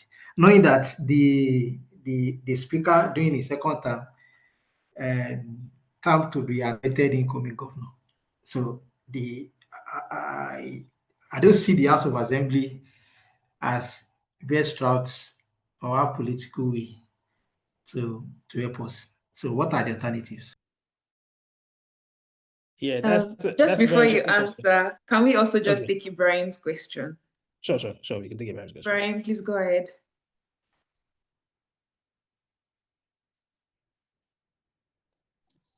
Good morning. Morning, Ibrahim. Go on. Thank you very much for your presentation. This is a wonderful presentation.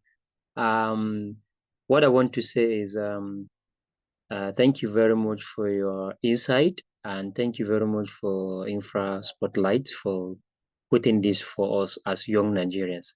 First of all, I'm Ibrahim Umar from Bauchi State. I run an NGO since when I was in secondary school for advocacy and other movements to now the state am I. So I am so excited and happy that there is some people that have a vision and a mission and a mindset like me, because I'm seeing that like I'm you, because the vision I have since I was young is exactly what you are demonstrating for us, and it works for you. So congratulations, and thank you very much for the knowledge you shared to us.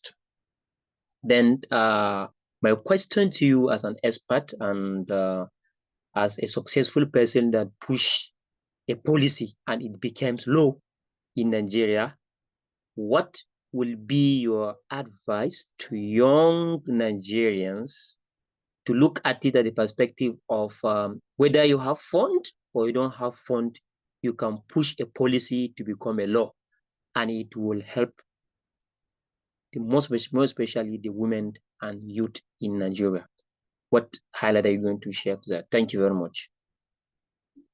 Yeah, thank you so much, Ibrahim. Yeah, no, spot on. I think I always think the Not Too Young to Run campaign as something that inspires me in everything that I do. You know, funding most times in this development space limits us a lot. When we think about the fact that, we need funding, but like thinking about frugal innovation and what's the most cost-effective way to be able to achieve something, I think is one of the things that also guides me as well as a guiding principle. So keep thinking about that. Instead of doing a workshop with 40 people in a physical space where you need tea break and lunch and all those kind of things, maybe do it virtually. Maybe use Zoom, you know, instead of guiding people physically, maybe use a petition to also mobilize them, where they will also sign and show that if 80,000 people sign this, it's also similar to having 80,000 people work with you physically on the road as well, right? So think of what are the digital ways you can leverage these challenges and and make them work, So just keep that at the back of your mind. And I think that's the way to be able to cause change. Because sometimes change doesn't need to come from very big, events. Big events are nice because they bring attention to certain issues. But if you don't have the funding for this kind of thing, sometimes you just use the resources that you have to find the best way to make things work. So that's on Ibrahim's point. On Olaide's question, yeah, I think that's really weird that the governor wants to be able to approve your FOI request. I think that's a really weird point. But that's mostly what we see most of our governors wanting to do. That's why they are angry about local government autonomy and stuff. They want to, people see these spaces as a control space, they want to be able to control things. I think just keep pushing. Let's not, if the governor puts that in, society should say they don't accept it and that you should go back to the assembly, and that sometimes it might take long for these things to be able to work. But I think just insisting that the right thing gets done is usually the best thing. That's the only way we can cause the change that we need. Because if we just approve this sometimes with, a lot of compromise, you then need the governor to approve your FOI request, and that will never happen, right? So I think just keep pushing till you get the kind of change that you want to see. Sometimes, as like they said, change does not come from a big event. Yes, it definitely comes from mobilizing yourselves and finding ways around these sort of things. So I'll just encourage you to keep pushing. The issues you're facing in Kwara, we are facing in Rivers. We're probably worse in Rivers. So these guys know we didn't have democracy for like 6 months. So it's a mess in Rivers State now that we're trying to figure out. So the issues that you're facing are issues that we face across our respective states. So I think just having the kind of community that infrastructure is building where we can continue to share is also very, very important. Yeah. Okay, I do have a question for you, Eben, and it's on media. I think it's also a concern I think many of us would have. As young people, we are more online. There's a saturation of information. And I think what we also don't want is, because people want to go viral to get their causes heard, to chase clouds. Like, you've probably seen a case where someone takes a picture of a place and then somebody will eventually come and say this picture was from 2004 in Kenya. So what would you say are like the ethical ways of going about leveraging media for advocacy and engagement? Yeah, that's a very, very good point. Yeah, truth is most important for us who work in this space. I think truth is so much more than anything else. No matter what you want to do, truth must matter, right? So for that infographic that we did that Rufai read out, imagine that it was wrong data. Because it was true data, the British Council couldn't come and say, no, that's false. They knew that was true. So they talked about so many other things apart from that. So imagine the repercussions of lying. Like it could destroy your entire campaign, right? It could water down your entire effort. So I think truth is very key. The second one is also have permissions as well. So if you're sharing intellectual property like photos and stuff that don't belong to you, credit the photographer, whoever owns it, right? It's very key. Our IP laws are not very strong, but they're getting there soon, so it won't be too long before you start hearing people suing people for taking photos and stuff. So ensure that, you're giving consent and stuff like that. Before you take people's photo, let them sign consents and all. Those are some things that organizations do. And then when it comes to photos of children as well, people should be quite careful about that. Like, it's a slippery slope. Some people do it, some people don't do it. It's best not to. Especially if you don't have like some permission from the guardian and stuff. So ensure that your photos don't have kids and all that. That's a safer way to be able to walk around that kind of space that I've seen people do in the past. Yeah. So those are just a few things to keep in mind.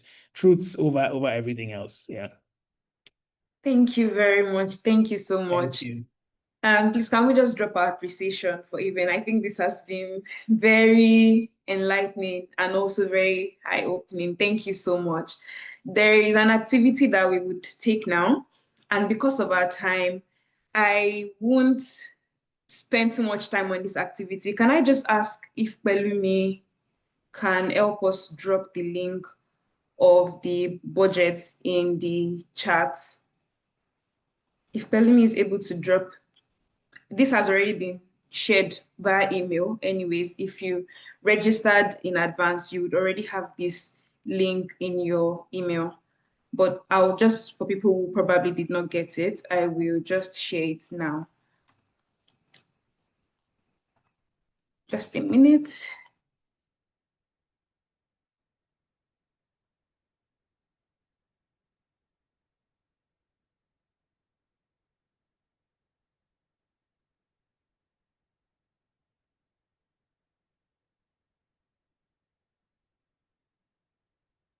Okay.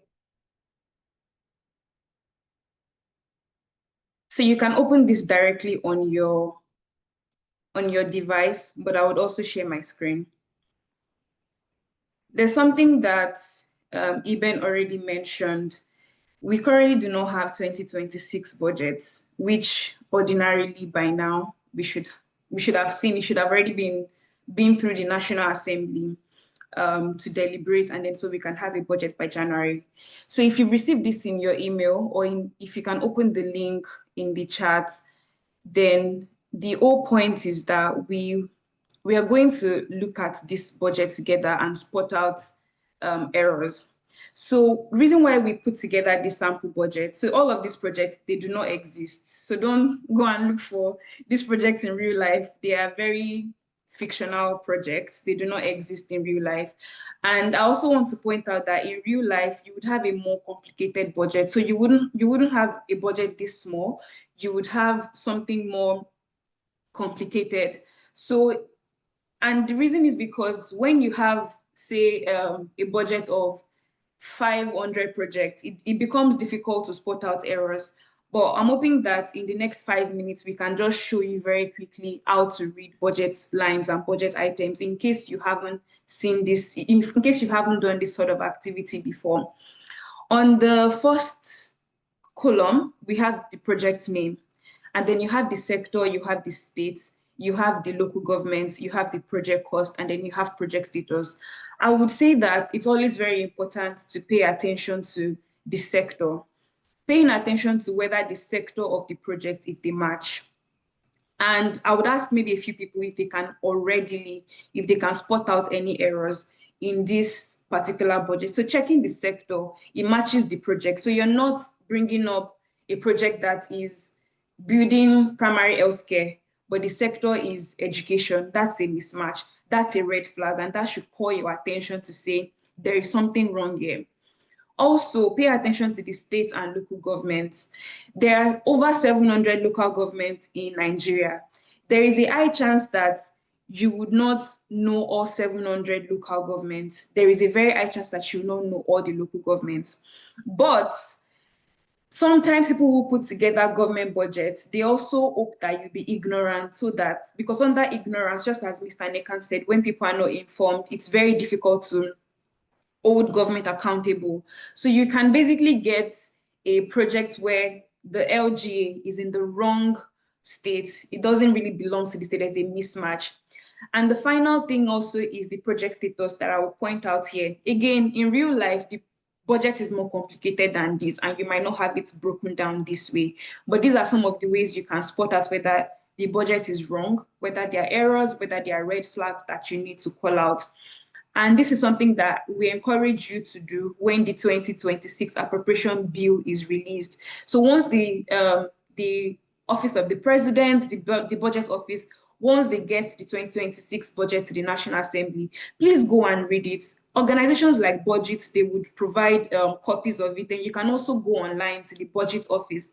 So I would ask if maybe Pelumi can drop the link to the Budget Office for the Federation.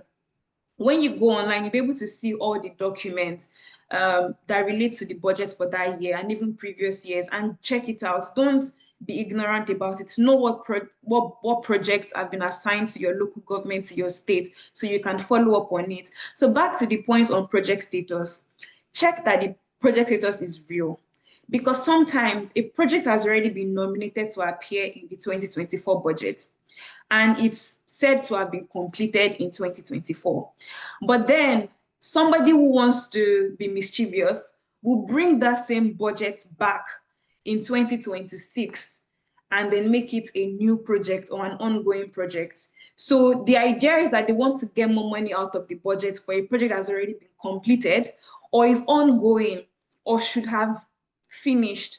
So sometimes you see that there's a repetition where a budget status, where the project status is, it doesn't really align. And then the last thing is repetition. This happened very recently, and if you follow the news on social media, you would have seen that, I think it was a few months ago. We also talked about this on our social media page on Mr. President Infrastructure Plan. One error that we saw in that press release that the president's office released was that some projects were repeated. So one project was named somewhere and it was named somewhere else again. So you have to check if construction of primary health center in Ekiti State, in F4 local government, if it's been listed once and is listed again, because those errors really matter, because it means that that project is budgeted twice. So I'll just give us maybe 2 minutes in the interest of our time to quickly look at this sample budget and see if any error jumps out at you, because there are some intentional errors that we've made here. And again, this is just a list of maybe 20, 25 projects in total. You wouldn't have something as simple in real life, but if you can spot out anything right now that jumps out at you on this particular sample budget, can you raise your hand and just say whatever error that you think you can spot right now? I won't be able to see if anyone raises their hand, so you can just unmute and speak. You can also drop it in the chat. Okay, construction of PHC in Borno. Okay, yes, very correct. So this is a construction for a primary health center, and the sector ordinarily should be health. It shouldn't be power sector. So I'm going to try to see if I can highlight it, if we can see this. So this is an error, and it means that you need to call it out because somebody has done something mischievous. Is there anything else that anybody can spot out? Yes, construction of primary health center under education. And sometimes people would do something very mischievous where there is a related sector. For example, drainage system, it can either be water, it can either be a water project or a road project. So sometimes they would say construction of drainage system, but they wouldn't specify, or they might mean a road drainage system, which is supposed to be a road in the road transportation sector. But then they'll put under water because they are thinking that when you hear water, when drainage, you're hearing water, like water comes to mind. So they'll put under water just to confuse you. So these are some of the things. And yes, provision of borehole under road sector in Rivers State. There is something else that is wrong on this budget, which you might not know except you know. But the last project on construction of primary health center, I don't know if there's anybody here who is from Ekiti State on this call. If there's anybody on this call from Ekiti State, I want to believe that if you're from Ekiti State, you probably know the list of your local governments. On the last project, the local government is wrong. Inflated is not a local government in Ekiti State. It's a local government in Ondo State. And it's easy to get this wrong or be confused about it because Ekiti and Ondo State, they are quite neighboring states. So I'm going to stop sharing now, and I would again ask us if we can spend some minutes later on after this workshop to also take a look again at this budget and use this as a practice for when the appropriation bill for 2026 is released. You should know how to read budget lines, know what to spot out, also check the figures. And you can also compare between current budgets and previous budgets. If the government says they've already built a particular, they've done a particular project, be sure that they're not bringing it back. This actually happened with the 2025 budget where some projects were repeated and CSOs like budgets actually called it out to say, why has a budget been reinserted into a new budget, even though it's been budgeted for in the past? And again, note that even though the National Assembly might sit and do hearing on the budget, it's possible that by the time it goes through the National Assembly, they will insert more projects inside. I want to believe that everyone on this call has heard about constituency projects. So what that simply means is that even lawmakers themselves can nominate certain projects in their constituency to do for their constituents, whether like you might be in Kwara State, for example, and then your senator of your constituency wants to do a particular project. So at the end of the day, the senators, the lawmakers can also add more budget. This happened last year where over 11,000 projects were included into the budget after the budget had been gone through hearing. And some of the prices were very ridiculous. For street lights, they were budgeting like 600 million to do street lights in a constituency. So there was also like things around training for chiefs, like for chieftaincy titles, buying vehicles for chieftaincy, people who hold chieftaincy titles. So you need to also like critique and watch, because sometimes when these guys insert new projects, it inflates the budget, and this is money that we do not even have. We are spending debt on infrastructure projects that we cannot afford. So I hope that this just gives us an insight, and I'm going to hand over to our next speaker, Victoria Oladipo. Our session is so important because she's going to be taking us through how to write FOI letters. So if you've noticed any hanky-panky in the budget, what do you do really? One way is you can write FOI letter to request for answers. And so I'm going to hand over to Victoria now to just take it up from here.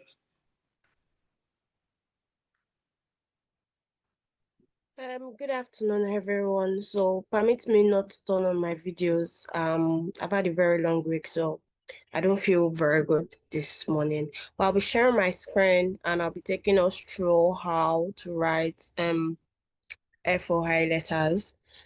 But first, I'll want to like take a background of what FOI letters are, right? And just permit me for a bit. What is FOI? What are you supposed to know about the FOI and all of it, right? So that we have a kind of very good information enough for us to understand our rights as citizens from the FOI letter. What are the responsibilities of the government? What are the exemptions for citizens? And I have all of those in this slide. FOI stands for Freedom of Information. So that's something that has been reoccurring as a conversation in this session since I joined in. So in case you do not know, FOI is just Freedom of Information, and it's an act, it is coined from the act enacted into law by the National Assembly of the Federal Republic of Nigeria and assented to by the President Goodluck Jonathan in 2011. Please don't mind the image on your screen. It's not a love letter at all.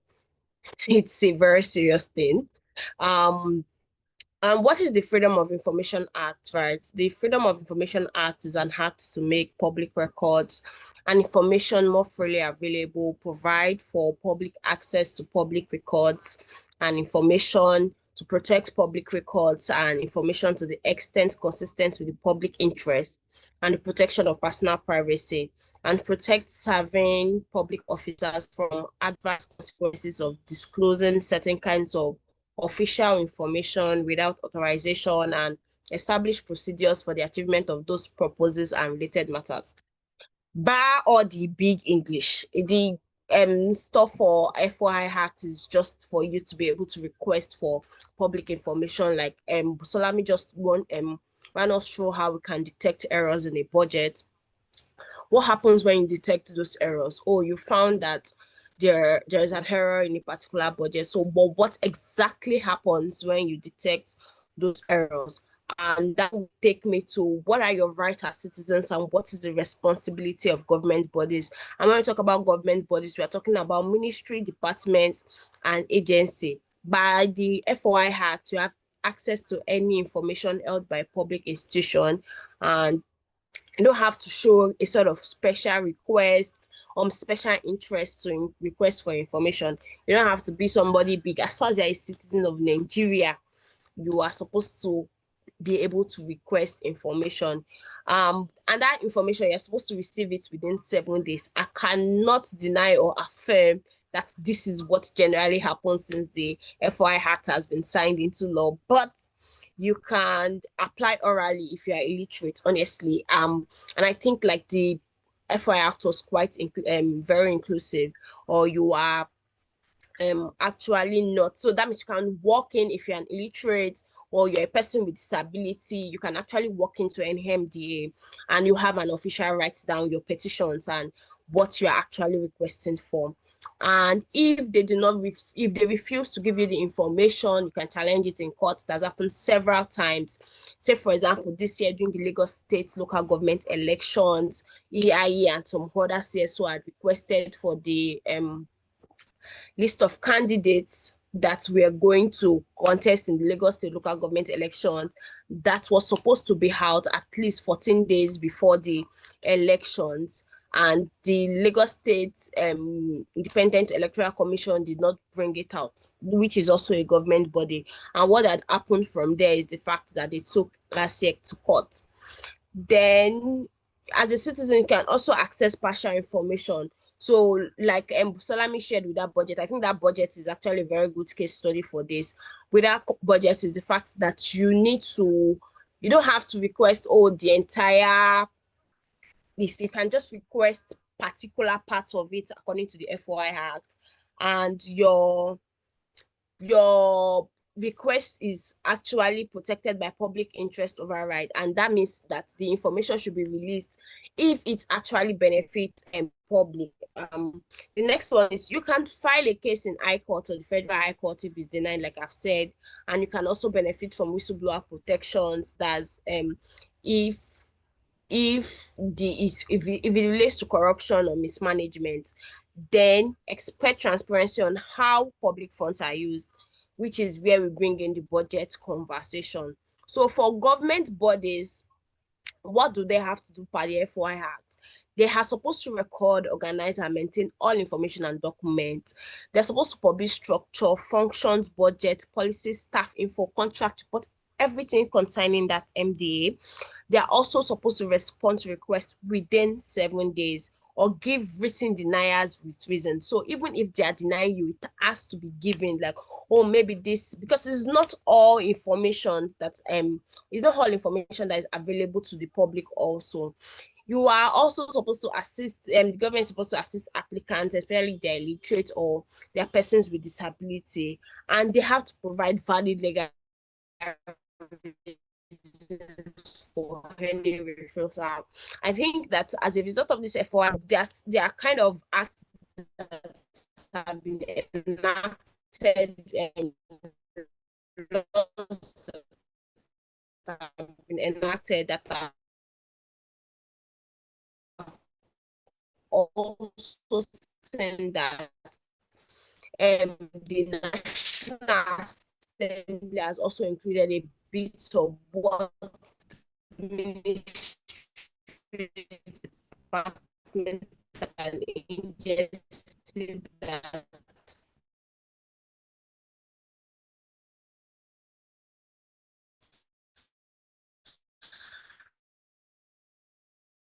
are related to those particular.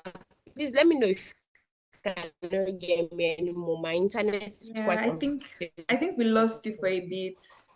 But they are finance to actually sorry, please, can somebody hear me? I just want to be sure we just lost you for a bit, but we can hear you now. Publish all kind of records, because again, I also minded.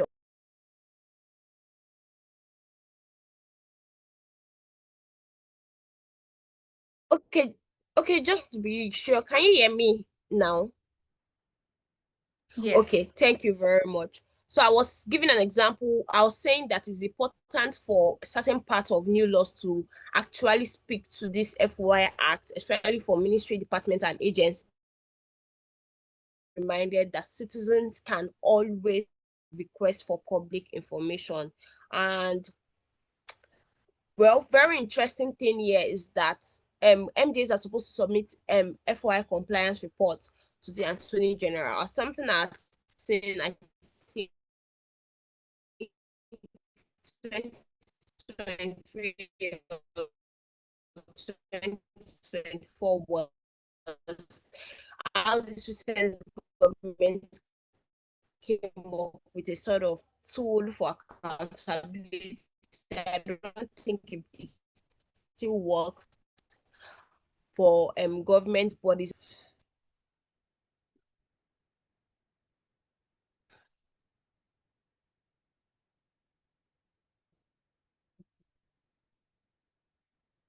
Okay, apologies. What are the exemptions for citizens and government bodies, right? So you cannot ask questions on national security. You cannot ask questions on investigations, personal privacy, or commercial secrets.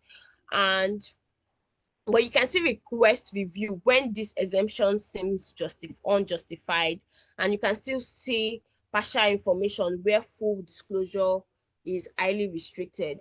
And for government body, they must justify exemptions and explain why releasing such information could cause harm, and they must apply the public interest test before denying access.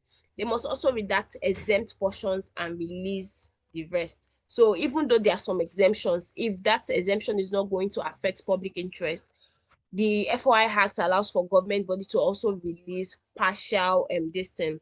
So on your penalties and enforcement, what are some citizens protection you have according to the FOI Act? You can sue if access is denied. You can report and you can receive court-ordered access when denial is unlawful. And that's why it seems a lot of CSO used to take MDAs to court is because of this FOI Act that allows them to do that. Wrongful denial attract a 500,000 fine to the government, and if they destroy or alter their records, they're supposed to have minimum 1 year imprisonment, and they have to comply with court orders on disclosure. This is actually a very good video on how to write an FOI letter gotten from Tracker. I was looking for, what are the main points? And I was like, this video is actually very nice. So if you can hear.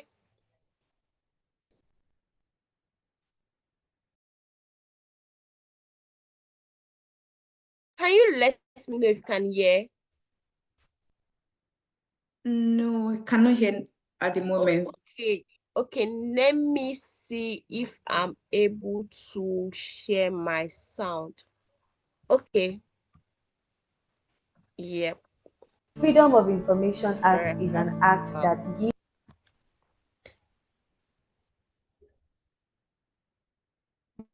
Do you know that as an active citizen, the FOI Act is one of the many superpowers you have? Now, what is the FOI Act?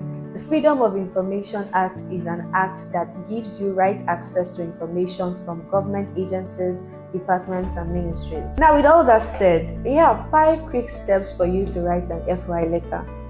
Firstly, you have to know the information that you want. Secondly, you have to identify the appropriate agency, department, or ministry. Thirdly, you have to know the right address for that department, agency, or ministry. And you also have to make sure that you are addressing that letter to the appropriate officer in charge. Fourthly, you have to make sure that the information you are requesting for is per the Freedom of Information Act. Lastly, you have to make sure that the letter contains your phone number, your email, and your home address. Thank you so much for watching today's video. So thank you for watching that short video. I just thought that this was actually what I will have written normally, and I decided that let me just put this video instead, because it is important that I had to do that background also for us to know that it's not all records that can be released. We might not be able to get full disclosure of all records. You must know what ministry, departments, or agencies actually speak to it. Say, for example, in the budget that Busolami had shared with us, there is a construction of PHC under power, right? If you are supposed to write to the Ministry of Budget and Planning, you have to ask why construction of PHC is under power. Do you understand? So that you're not mixing things up. It's supposed to be under maybe another construction of PHC is supposed to be under Ministry of Health, depending on, and it requires a lot of information. You need to know what exactly does what, because when you talk about construction, it can go to Ministry of Planning. When you talk about construction, it can also be under Ministry of Health. It can be something around infrastructure or something, right? So we need to be very sure what falls under what, right? And that's why the information is very, very important, because you can decide to write to Ministry of Power that why do you have construction of PHC, and they will say, maybe their home construction is towards the power side, and these are the kind of things that people can use to foster corruption, to foster mismanagement of funds, on your home part as a citizen is the fact that you have to be very knowledgeable. So this is a sample FOI letter. This is a sample FOI letter. At Learn Politics, we partner with Civic, which is also a how will I put it? I don't want to say a division of budget, right? And we do what we call active citizens hangout. And in our active citizens hangout, we teach people how to write FOI letters, and we make sure that they write like very correct FOI letters. We send it to the ministry, department, agency involved within Lagos State, especially. We are looking at expanding to other states in the coming year. And so this is a sample FOI letter. So there's currently ongoing conversations around housing in Lagos and how the State Assembly has actually also debated what are the distance. So we told our participants in the room that they should write to the Lagos State Housing Policy under Learn Politics and Civic Hive, to the Lagos State Commissioner for Housing, to propose recommendations for achieving the Lagos Housing Plan. So you will see on this letter the date that we wrote it, who the Honorable Commissioner is, and where are you sending it to Lagos State government, what is the exact address. You can also see the stamp there that they actively received this letter. They are supposed to actually give a feedback, none of which we've gotten yet. And it's past 7 days because this has been since July. So we should have, at this point, it's possible for us to sue because there's evidence of us actually putting this in this FOI letter. We've also submitted some FOI letters in previous years from the Active Citizens Hangout, and those are the kind of things we do. And I hope that within your own, and I'm very glad Obina is here. I'm actually very, very glad that Obina is here because Obina is the very perfect example of writing to government officials and demanding accountability and transparency from them. But that'll be all from writing a sample FOI letter. You can always .ng if you want to know more. If you're in Lagos and you want to know more about our Active Citizens Hangout. Thank you very much for Spotlight and well done. Thank you so much. Thank you so much. I don't know if we can take 1 or 2 questions for Victoria, because this is something that I personally am very passionate about, writing to government officials. So if you have any questions, this is the right time for you to ask, as Victoria is still on the call and she can answer you. We've also put the link in the chat, so you can also follow Learn Politics, get to hear about when they have the next Active Citizen Hangout or other work that they do that you would really benefit about learning how to do some of these things better and becoming a better an active citizen. So if we have any questions, please drop it in the chat or you can just raise your hand. Yeah, I put mine in the chat. It's a question to Victoria, but Victoria also put Obina on the spot, so I'll also add Obina too. When you write to government, write to the FOI letter, and they don't respond, what do you do? I think that's the question. Sorry, if I can reply before Obina speaks, is also because, in fact, I had to read the FOI Act, and it has very interesting things, right? Because the National Communications Commission on their website is supposed to have like emails that you can follow up on, right? The problem is that they do not respond to those emails. So you're supposed to follow up like on emails, right? They do not respond to that email. And that's why it's just because, of course, legal processes. You need to sue them to court and all of those things. But I found some very interesting agencies that actually had, if you just search FOI Act in Nigeria, we have the CBN, you have NCC. Of course, CBN, you can tag you can copy them in emails and they will surely respond and get back to you. I think I've done that not more than once, especially when it relates to my banks, right? And I've done that not more than once and they've responded to me. NCC also have it on their website. Apparently, the FOI Act actually tells MDAs to actually put those things on their websites to know how citizens can actually reach them and all of those things. And it's actually very, very interesting if you read through the entire act and see how encompassing it can be. It's just that when they don't reply and follow up, it oftentimes results to legal cases. But citizens on their own cannot actually do legal cases, and that's why organizations like Tracker, they have community champions that can come together and they help pursue all those kind of things together with.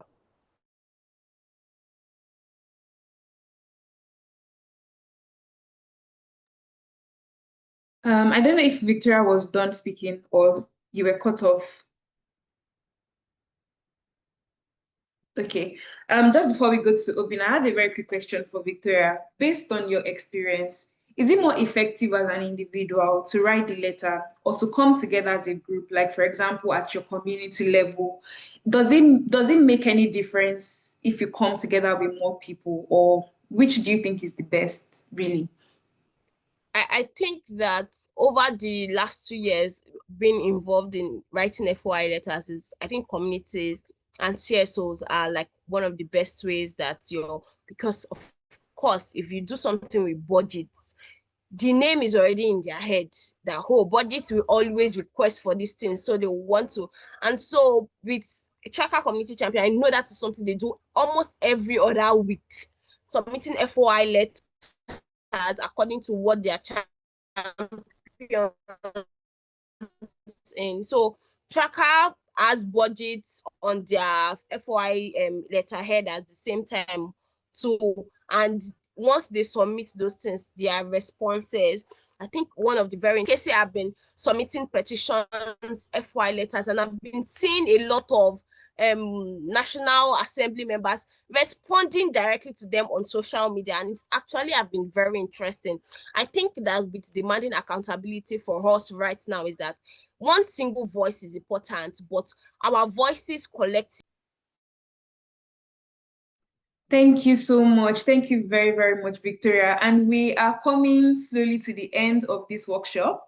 I'm very excited about this session because it's always very important to hear from somebody who has done it, who has also gotten results. So we have Obina, who is going to be sharing his lessons from community organizing and is our final speaker for today.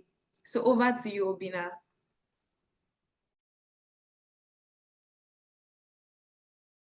Thank you, Busola. Please confirm that you can hear me. I'm loud and clear, and you can also see my screen. Yes. Okay, excellent. So good afternoon, good evening, good morning, from wherever you've joined this conversation across the world. It's been a very interesting session, and I'm glad to share my own perspective.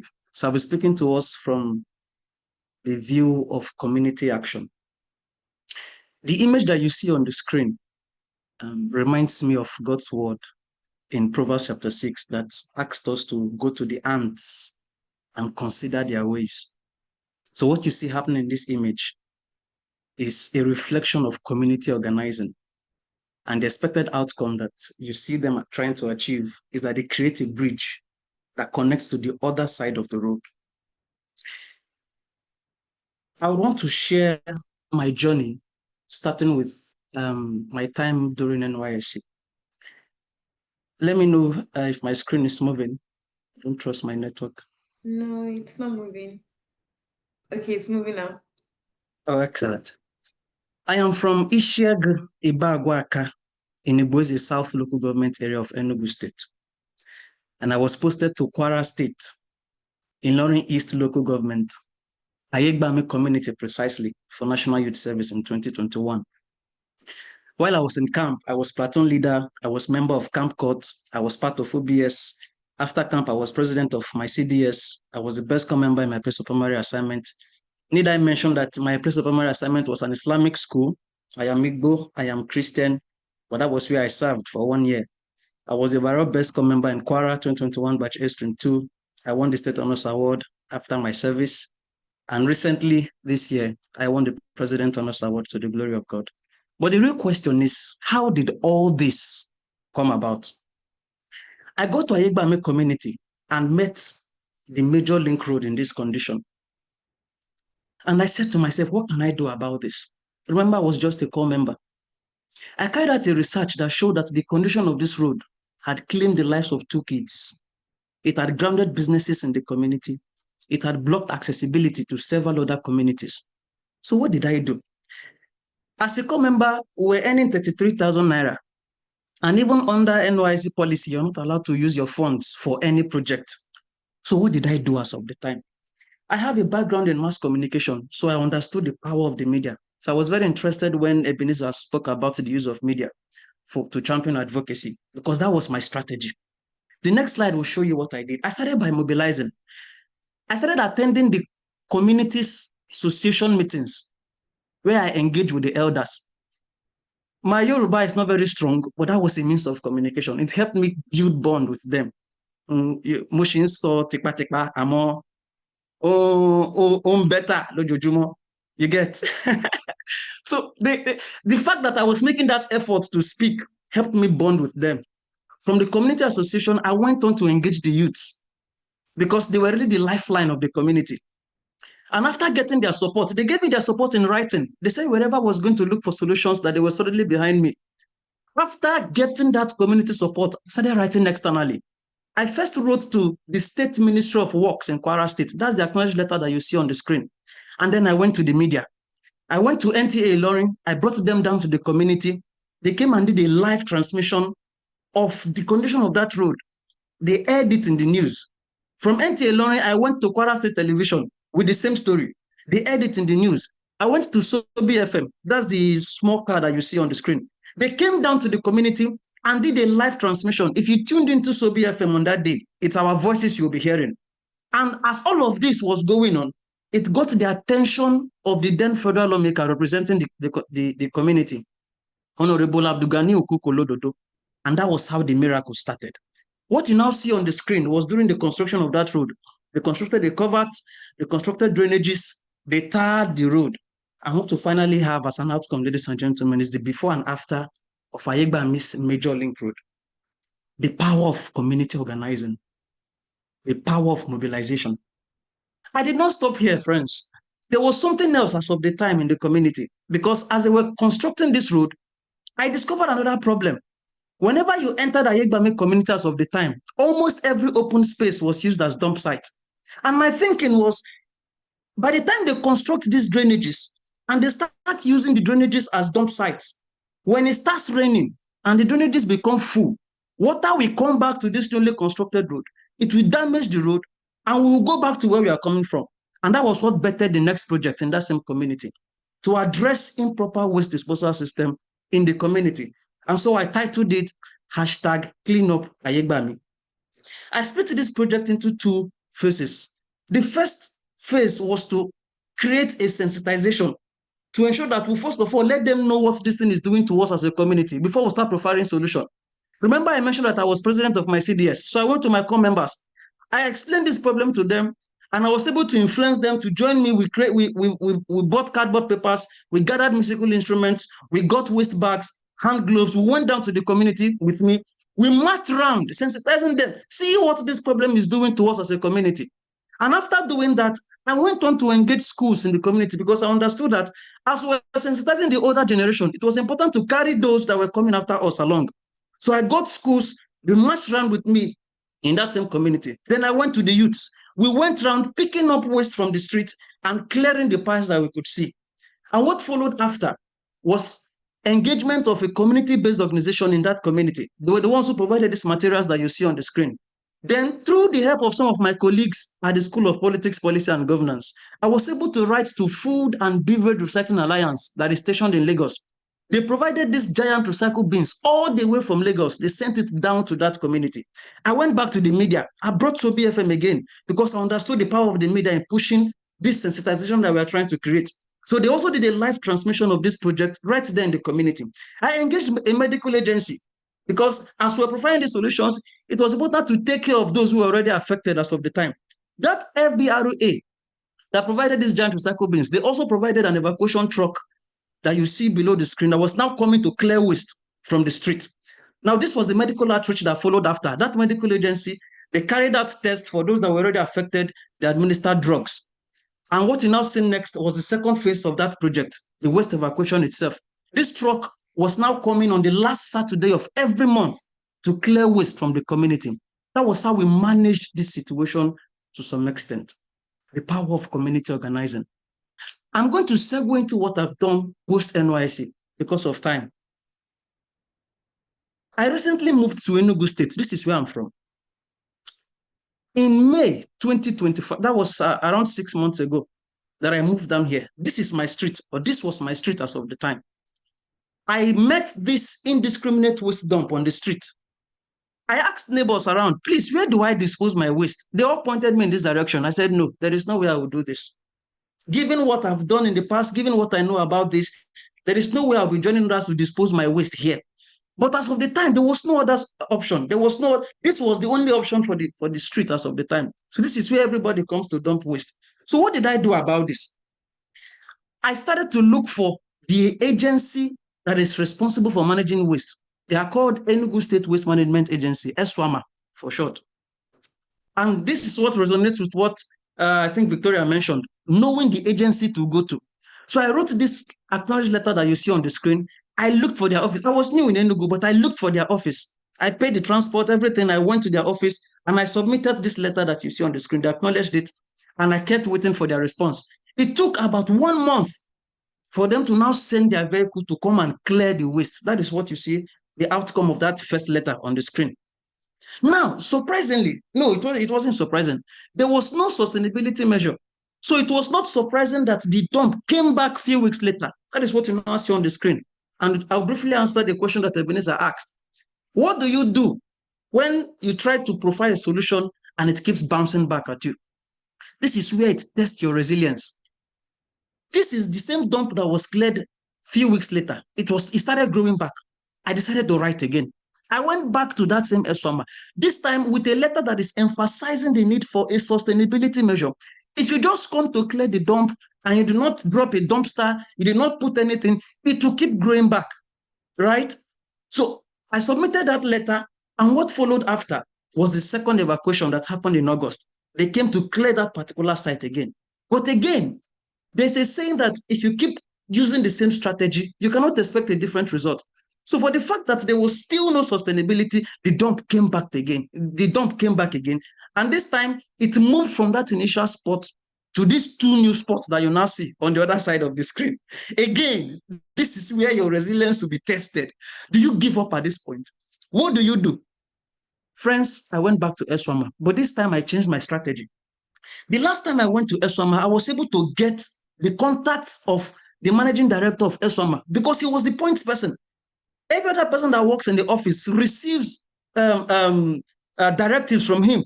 So he should be the one who should know what we are solving. He should be the one who should take that decisive action on what I am requesting. So I got his contact, and this is how conversations ensued. Not just him, I got the contact of the person who is in charge of door-to-door pickup, the one who is in charge of mobilization, the one who is in charge of getting the trucks, and I started engaging them. This is just some of the conversations that I have with them. I give them updates. Your truck has come today. Your truck did not come today. We did not see your people today. When are you guys coming? What is this letter about? What? I kept asking, and they kept responding. And this was how I was able to reach that topmost point where I get accurate response. And the good news is the MD has assured me that whenever they receive new sets of dumpsters, they are going to provide one for us. And I'm really looking forward to that. But this was the strategy I employed afterwards. Now, this was now the third evacuation from that third action that I took. And this was how this was evacuated. Just sometime last week, this same month of November, this was the third evacuation. And because of time, I'm just going to rush the remaining slides. What that has also given to us as an outcome is the extension of door-to-door pickup to my street. So we now have a tricycle that comes to pick up our waste twice every week. And I made sure that I still build relationship with these guys that come around because they're the ones who do the actual work. So I was able to get, whenever you come around, please knock on our gates. We know you ring bells, but knock on our gates. So we hear that you're around, and we come out and we dispose it. And this was how I've been able to make this impact in my community. So I'll just close here, leaving you with a charge that should lead that change that you want to see in your community. I am Obinna Gabriel. Thank you. Thank you so much. Thank you so much. And because this is our last session, we're going to take a few questions before we close. But I don't know if Pelumi is still on the call. Pelumi, are you still on the call? I want Pelumi to just quickly speak about what we are doing with the citizen handbook, because something that Obina has clearly shown us is that it's very possible. It might test you, it might require resilience, but over time you can. And the only way we can have a better Nigeria is to have multiple Obinas in all the local governments. Like imagine if every corner of the country we have people who are also doing the same things. It simply means that your road will get fixed, your waste would be properly disposed, your schools would be properly furnished, your hospitals will be repaired. So it's not just one person, because Obina cannot be in 36 states in Nigeria. For heaven's sakes, like we need more people. And for many people on this call, you're from different parts of the country. So I hope that this sort of inspires us. I don't know if Pelumi is still on the call. I wanted her to speak because she needs to drop off. So I wanted her to quickly speak on what we're doing with the citizen handbook. But if not, we'll just take questions. Okay, Pelumi is back. Yes, I'm on the call. Good afternoon, everybody. Can we all hear me? Yes, maybe you can speak a little bit louder. Good afternoon, everybody. Is my voice audible now? Am I audible? Yes. Okay, so permission to not to be on video right now because I'm trying to save my battery. Okay, so I'll be talking about the citizen handbook that InfraSpotlight is putting together currently. So the citizen handbook is a step-by-step guide for every citizen to demand accountability, infrastructural accountability in Nigeria. It is it creates awareness about infrastructure that makes economic life possible. Basically, everything we do in our daily lives is backed up by infrastructure, right from telecommunication, transportation, hospitals, roads, and everything. The citizen handbook reflects how our daily lives are supported by infrastructure, basically. So it also talks about our roles as citizens. Now, even though the government is also responsible for infrastructural development, we all know that the government cannot do it alone. As everybody has been speaking about it, each individual, every citizen also has a role to play. Every citizen also has an impact to make, bringing voices together, everybody uniting to make sure that infrastructural development works. So the citizen handbook talks about who is responsible for infrastructural development and management. Basically, we have laws that support infrastructural development and management. The government is the principal body that should develop and manage infrastructure. We talk about roads, we talk about hospitals, but you know, urban life, as people move to cities demanding better lives, the infrastructure that is available can become very overburdened because there's a lot of pressure with usage, you understand. So the government is supposed to also build more schools, build more hospitals, build more roads to accommodate the growing pressure. Yeah, so the citizen handbook also talks about the laws and policies that support citizens, basically. Apart from the constitution that everybody, well, most people are aware of, it highlights the particular sections of the constitution that give citizens that tells citizens about their welfare, what the government is supposed to do, their rights, and then the duties that the government is also supposed to do. You understand? Other laws are like National Integrated Infrastructure Master Plan. We talk about the Freedom of Information Act, and I'm sure that at least this conversation, this workshop has given more light, that shed more light on the Freedom of Information Act. we know that, oh, we have a right to ask for information, you know. Then you know, there are also step-by-step guides on how we can write petitions, on how we can sign petitions and all that. I think it was one of the speakers today that was talking about lobbying, and honestly, I didn't know that it was even possible to speak to our leaders. Like, you can have a one-on-one conversation, you can pitch your ideas and then demand infrastructure. So it is good to see that these things can happen, like, in reality. It's not a theory, it is not something written down in books, but it can also be acted out in real life. So I think that we have a lot to do as citizens.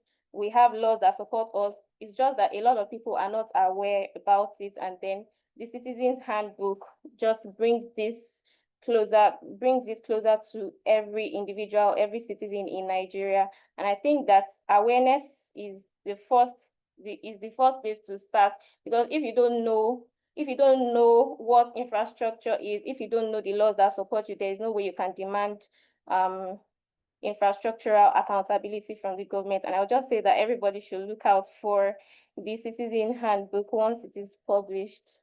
Thank you. Thank you so much, Pelumi. Then I'll just ask Ibrahim to go ahead and ask his question, because I know Pelumi had to drop off very soon. So Ibrahim, you can go ahead to ask your question. And if anyone else have any questions, please raise your hand. Obina is still on the call.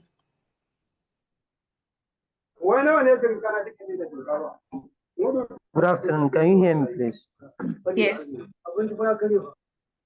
Okay, thank you very much for giving us this time again. This question. My own is regarding the copper week. That's Mr. Obina. I have two questions for you. One is, when he started his move in Kwara State as a COP member, did he started as an individual letter or a group? From his letter that he drafted to Kwara State Environmental Waste Management, that's my question number two.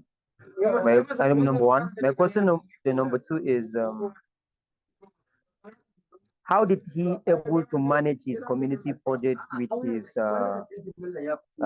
NYC? What did they call it? NYC posting place where he was being posted to work. How did he manage being active in the community engagement and participating in his NYC posting? These are my two questions for upcoming corpus and current.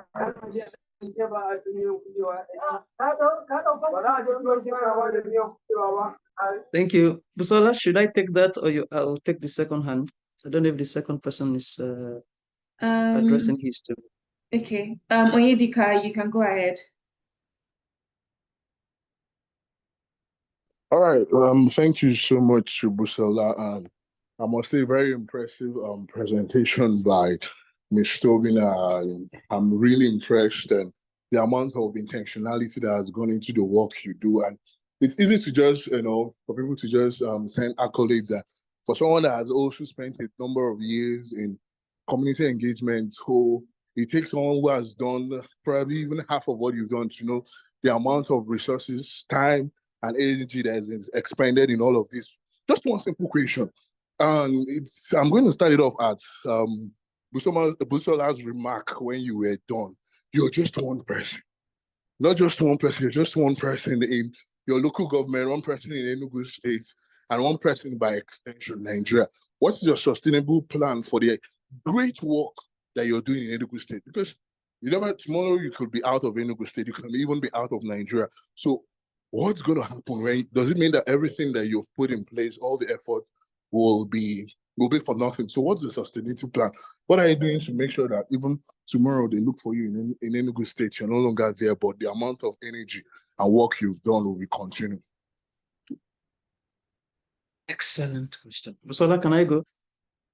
Yes. Okay. Thank you. Thank you, Onyedika. Thank you, Ibrahim. Very, very excellent questions. So let me start with Ibrahim's. And I'll start with something I believe in. What drives you must come within. It must come from your inside. If you are waiting to be pushed by an external force, you can't do these things. This is something that has guided me. When I went to Kwara State, I had that passion to get things done, and I still have it. So what has been pushing me has always come from within. And that is what makes you resilient in the long run. Now, to the main questions, how I was able to manage those projects and my service at my PPA. Now, there was something I was doing. I was teaching GSS, was it from GSS 1 to SS3? I was taking them civic education, literature, I think English too. So what I was doing was, when I go to school and I finish teaching, I close from school, I would then go to do my projects in the evening. And let me add that I was also attending the SPPGS of that time. I was doing so many things. SPPG is a virtual school. So whenever I finish from class, I go attend to my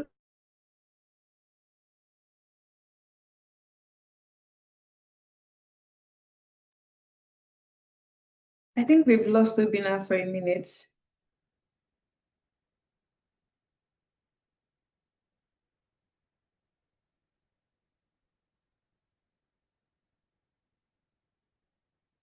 I think Obina might be struggling with internet. Let's just give him a few minutes to come back. But in the meantime, I'm going to drop the workshop feedback form in the chat. We are always looking for ways to improve our programs. So we kindly ask that you please take the time to fill the feedback form to tell us how this session was and what we can do to improve so that our future programs can be better. We can continue to improve the quality of our programs. I don't know if Clara is still on the call, but if you are, we also just encourage you to follow us on social media so you can get updates whenever we release or publish a new report, a new resource, so you can always be the first year. And because you've attended this program, so you're automatically a member of our community, we would ensure to always like send you updates when we have another program coming up or when we have something, a new resource, so you can be part of the first people to hear about what we are doing. So I think Obina has just messaged me that he's struggling with his network, but he would join soon.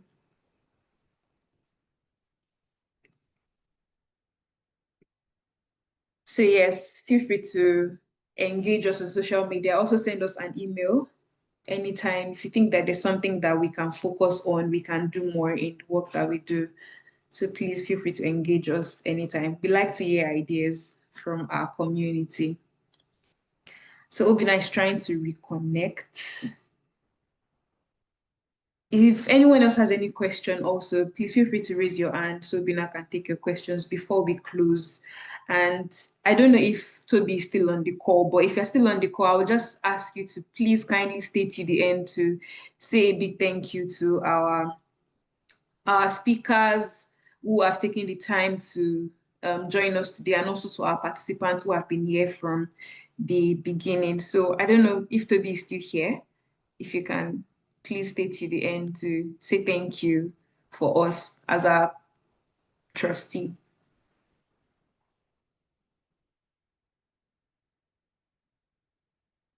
So I'll put the feedback form so we can just try to, so we can just try to take the feedback while we're waiting for Obina. He's trying to reconnect from his message.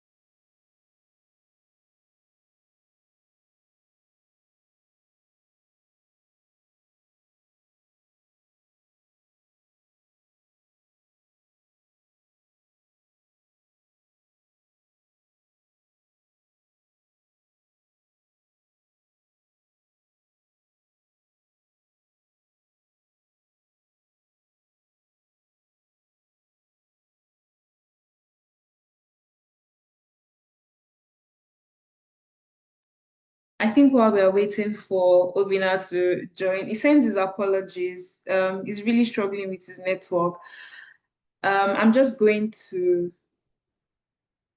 ask Toby to give us a closing word from our board. Toby, are you able to unmute? Yes, just give me 2 minutes, please. Sure, no problem. Thank you so much.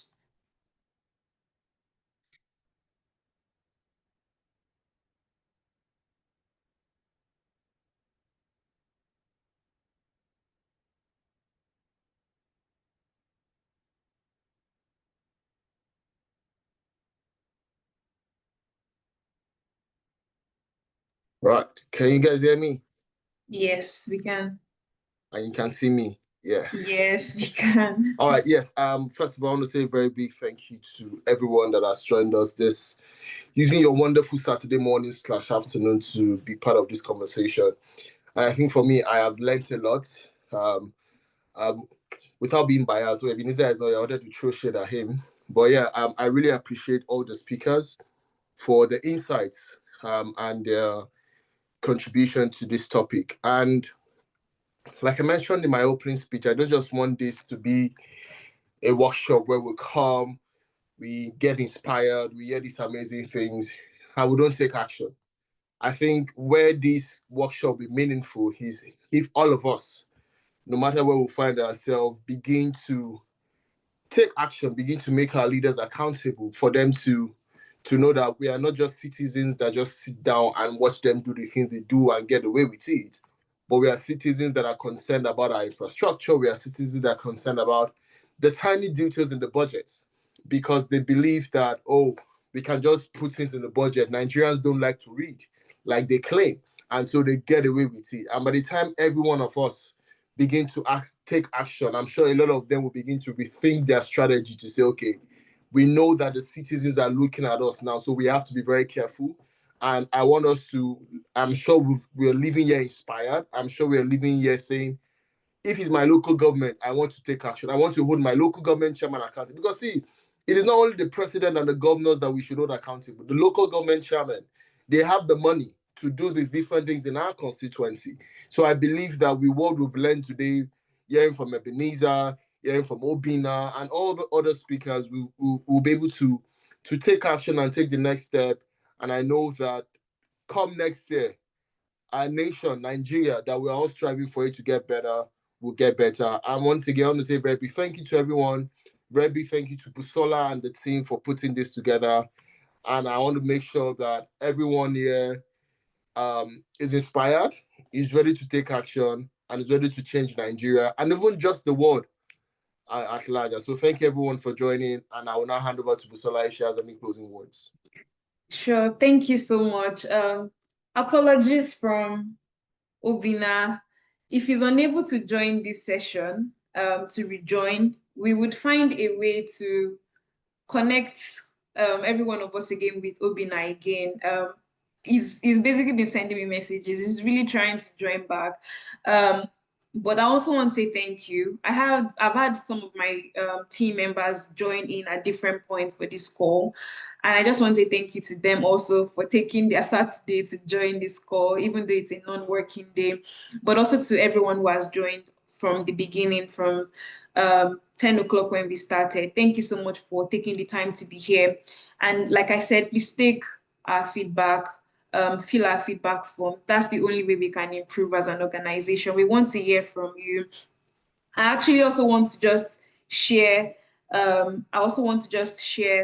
the infra money publication that we've done in the past. We did it this year. So it's a publication that highlights infrastructure financing and it's tailored to just Nigeria. So we're trying to use data and research, evidence-based strategies for how we can improve funding for infrastructure. But it's not just to improve funding and increase funding. That money also must be accounted for. So this session has been so important, from Mr. Nekan to Ebenezer to Victoria to Obina. All of the insights that they've shared are things that are key for us having accountability as a country. So we look forward to engaging you again. in the future. We hope that you will come to our future programs. We hope that you would also engage with our resources. And we don't also do this work alone. We do it with other organizations. Learn Politics, which is the organization that Victoria leads. They've been a very strong partner of InfraSpotlight. So we hope that you also engage with their work and see the work we do, because we're all working together for a better country at the end of the day. So all of this said, this is thank you from me, from my team, and also thank you to everyone. Thank you also to Toby, our trustee, for joining. Thank you so much for taking the time. So goodbye from us for now, but you would hear from us again. So thank you so much.